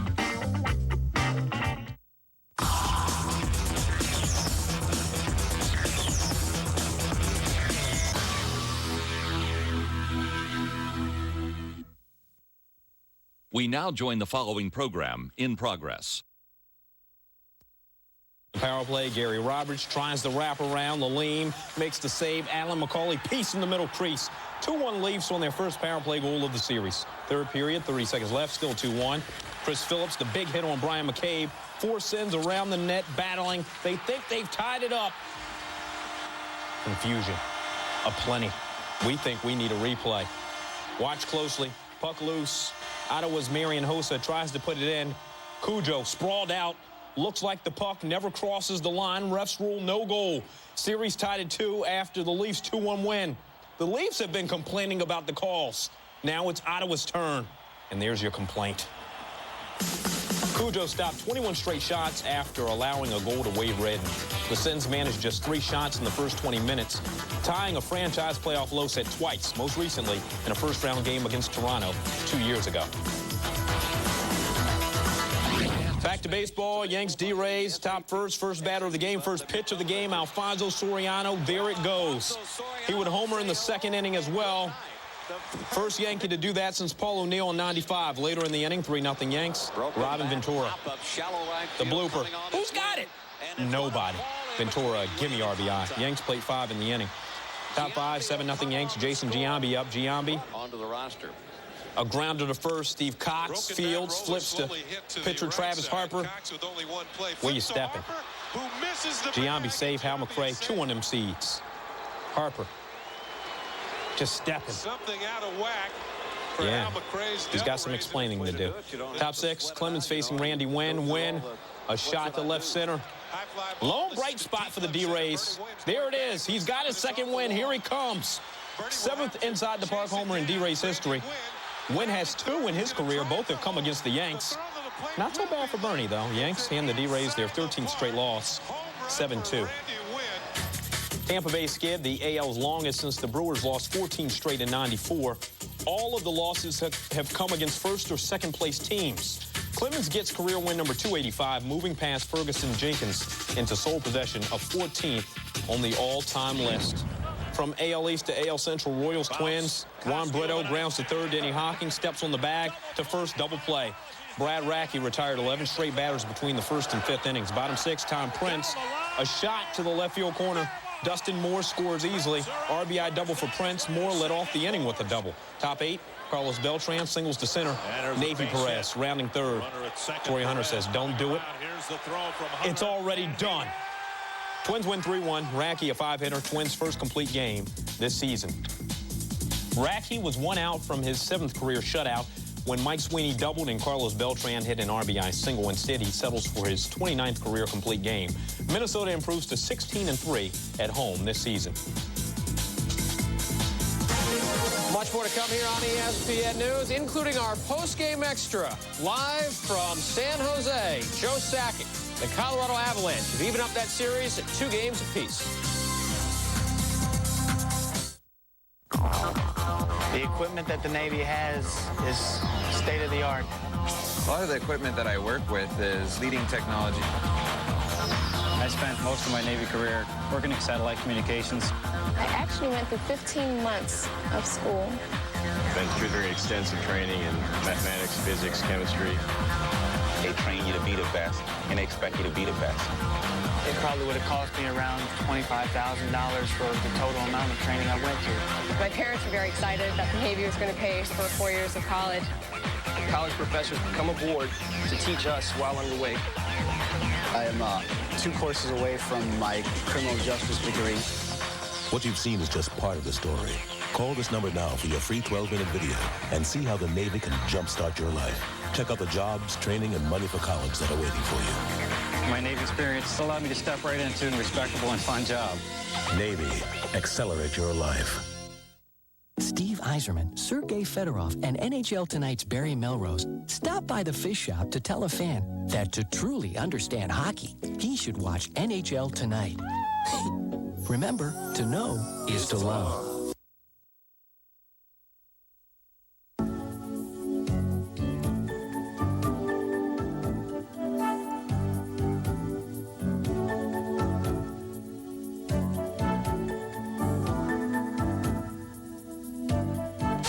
Back here on ESPN News, more baseball, Rockies and Expos. Top of the 7th, Larry Walker facing the pride of Southington, Connecticut, Carl Pavano, and sends this one basically back to Southington, Connecticut. 7th home run of the year, his only hit of the ball game, and the Rockies win it 5-rock. Expos have lost the season-high 6 in a row. Sean Chacon left the game with a strained chest muscle, wins his first road game since last July 14th. Rockies go for the 3-game sweep on Thursday. Denny Nagel against Bruce Chen. Astros and Phillies, top of the 8th. Lance Berkman facing Ricky Bottalico. And Berkman caught looking, disagrees with the call, and then gets in the face of a home plate ump, Larry Vanover, and you know what's coming next. He'd get tossed. Bottom of the 9th, pinch hitter, Ricky Leday. As Keith likes to say, let's go home. Walk-off home run. And the Phillies win it by the final of 5-3. Jose Mesa blows the save, but gets the win. He gave up the first runs allowed by Phillies bullpen after 18 2/3 scoreless innings. Elsewhere, third baseman Cesar Crespo's throwing error opened the door for the Marlins to score 4 runs in the 8th as they rallied to beat the Padres 7-4. Boxing news last week in Maui on a press tour. Mike Tyson said all sorts of dumb stuff that you just don't say, stuff you have a PR firm for to do damage control. Unfortunately, Tyson's PR agency severed its ties. The agency's name no longer appears on his news releases. Now, former Tyson spokesman Adam Grant confirms he's been hired by Showtime to take over. The Boston Celtics had to put the hammer down and drive out of the Motor City with a split, while the Boston Red Sox have been firing on all pistons, trying to win their 8th in a row. Top stories on the way. Have you heard this? Okay, the urge to smoke is pretty strong, but we know what to expect, and we've got a game plan to help us out. Are we ready? Yes. Now, Gershwin, you say it seems impossible not to smoke when you play cards with your friends. What's your defense? Avoid the temptation, Coach. That's right. Take yourself out of a few card games. To avoid the circumstances where you feel like smoking. Yes, Walensky. Okay, Foster. Let's say you always have a cigarette after eating a meal. What's the call? Change the situation, Coach. Good. You don't want to smoke after dinner. Change your routine. So I try something else after I finish eating. I take a walk. Good. What can you do if you miss holding a cigarette in your hand or having something in your mouth? Cigarette substitutes. You got it. Instead of a cigarette, substitute a straw. Or chewing gum. Or carrot sticks. Now we've got 3 ways to fight the urge to start smoking again. Avoid the temptation. Change the situation. Substitute for the cigarette. Now let's get in there and quit. Here's what's coming up on AFN Sports.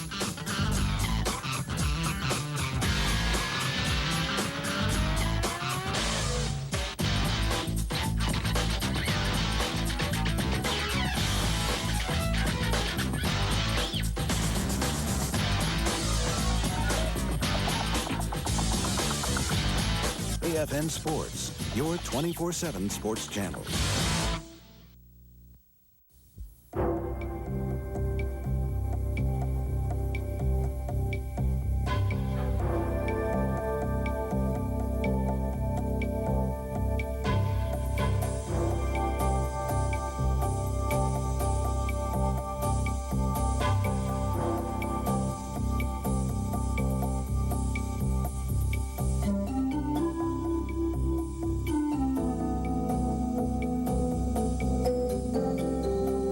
Back here on ESPN News, updating you on a couple late baseball games. The Red Sox have scored again, this time an RBI double off the bat of Ricky Henderson that scored Carlos Baerga.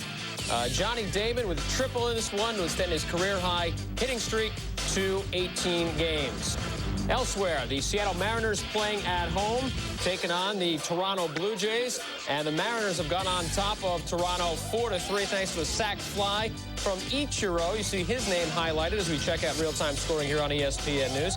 Ichiro 2 for 3 with an RBI and a run scored. Seattle only 8-8 at home, but 14-2 on the road, tied with the Red Sox for the best road record in baseball, but it looks like the Red Sox will have that distinction after tonight. All right, the Avs have beaten the San Jose Sharks in the Shark Tank 4-1 to even this series up at 2 games apiece. Game 5 will be back in Colorado on Saturday at 3 o'clock Eastern on ABC. Send it out now to our crew in the field, Steve Levy and Darren Pack. Well, here in San Jose, California, the Sharks got the sweep in Denver. The Avs come to town, get the sweep they want. We're joined by the captain of Colorado, Joe Sakic. And Joe, with Patrick Waugh, you guys continue to show that bounce-back ability. There's that stat out there, 8 times in playoff games. You give up 5+ goals. You rebound to win every single game and outscore the opposition by a big margin. Is that a fluky kind of statistic, or it really makes a difference? You guys feel like you have a poor game and then try to bounce back?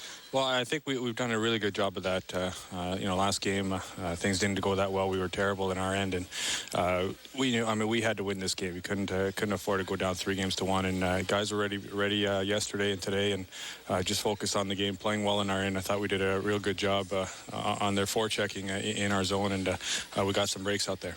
And, Joe, before we go to the highlight, too, I mean, in Game 3, you had a great opportunity on that shorthanded attempt, and he stopped it here in this game, and we'll put you through this here, but you had an opportunity in the third, and you really made him pay going to the stick side this time.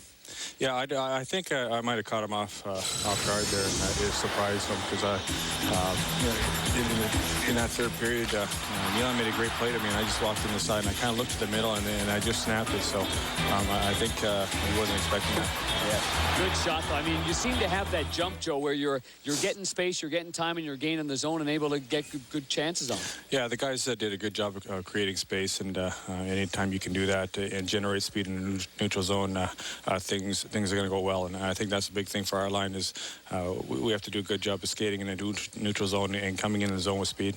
Joe, thanks. Congratulations. We'll see you back in Denver. All right, thanks a lot, guys. All right, even though the series is even, the Avalanche seem to have control of the series after winning this kind of game. Back to you. Fellas, thanks a lot. Rob Blake's been on fire in this series against the Sharks. His first period goal gave him at least 1 goal in his 3rd straight playoff game, becoming just the 4th blue liner to do so since 1993. Now, imagine if he had played in Game 1. Remember, of course, he missed Game 1 with that mysterious leg injury. Blake has lit the lamp 5 times over this 3-game span. From the Newswire, Herman Moore has been told he will be released after June 1st. According to the Detroit Free Press, his agent has been told not to contact teams about Moore's services unless the Lions grant permission. Moore's agent says that won't happen. Chances are improving that Spurs center David Robinson will be back for Game 3 against the Lakers. That series is tied at 1. Jamal Mashburn still suffering from an inner ear infection. He will not play in Game 3 Thursday and will be listed day-to-day. From this day on, former Duke guard Jason Williams will be referred to as Jay Williams, J-A-Y, not to be confused with former star Jason Williams of the Nets or Jason Williams of the Grizz. More news on the way. ESPN News is a presentation of ESPN, the worldwide leader in sports. For more, log on to ESPN.com.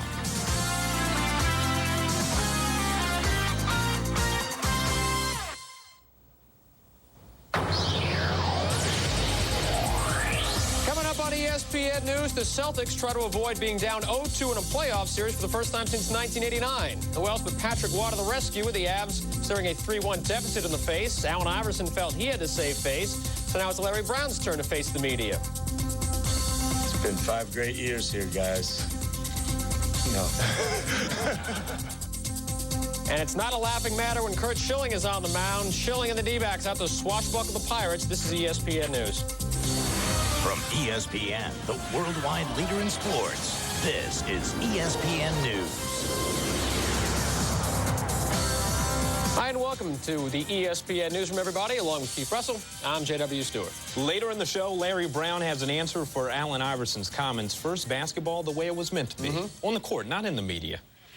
Celts Pistons, Detroit 4-0 at home this postseason. Paul Pierce driving. 15 of the Celts' 20 field goals in the first half were layups or dunks. Final seconds first half, Damon Jones, your prayer is answered. Pistons down 14 at the break. They set a team record taking 29 threes. Third quarter, Celts up 9. Pierce, acrobatic. He had 22. He scored at least 20 in every game of the playoffs but one. Game 1 of this series. Later, Pistons down 9. Michael Curry drives, floats, hits. Pistons down 6 after the foul shot. They shot less than 33%. Pistons down 5. Ball movement, the name of the game. Cliffy Robinson, where you at? Here I is. He scored 5 straight points, part of a 16-4 run. Pistons down just 2. Fourth quarter, Celts working the clock up 8. Antoine Walker, desperate times, required desperate measures. Celts only 6 of 18 behind the line. Later, killing more clock up 9. Eric Williams, 18 points, 8 boards, more on him later. Celts even the series 85-77, Boston's first road win this postseason. Just like Game 1, Detroit hit 12 threes. Only in this game, they only hit 15 twos. Pistons, 11 of 18 at the line. They were out-rebounded 53-35. Since the 83-84 season, the Celts have won their last 8 Game 2s in the Eastern Conference semifinals.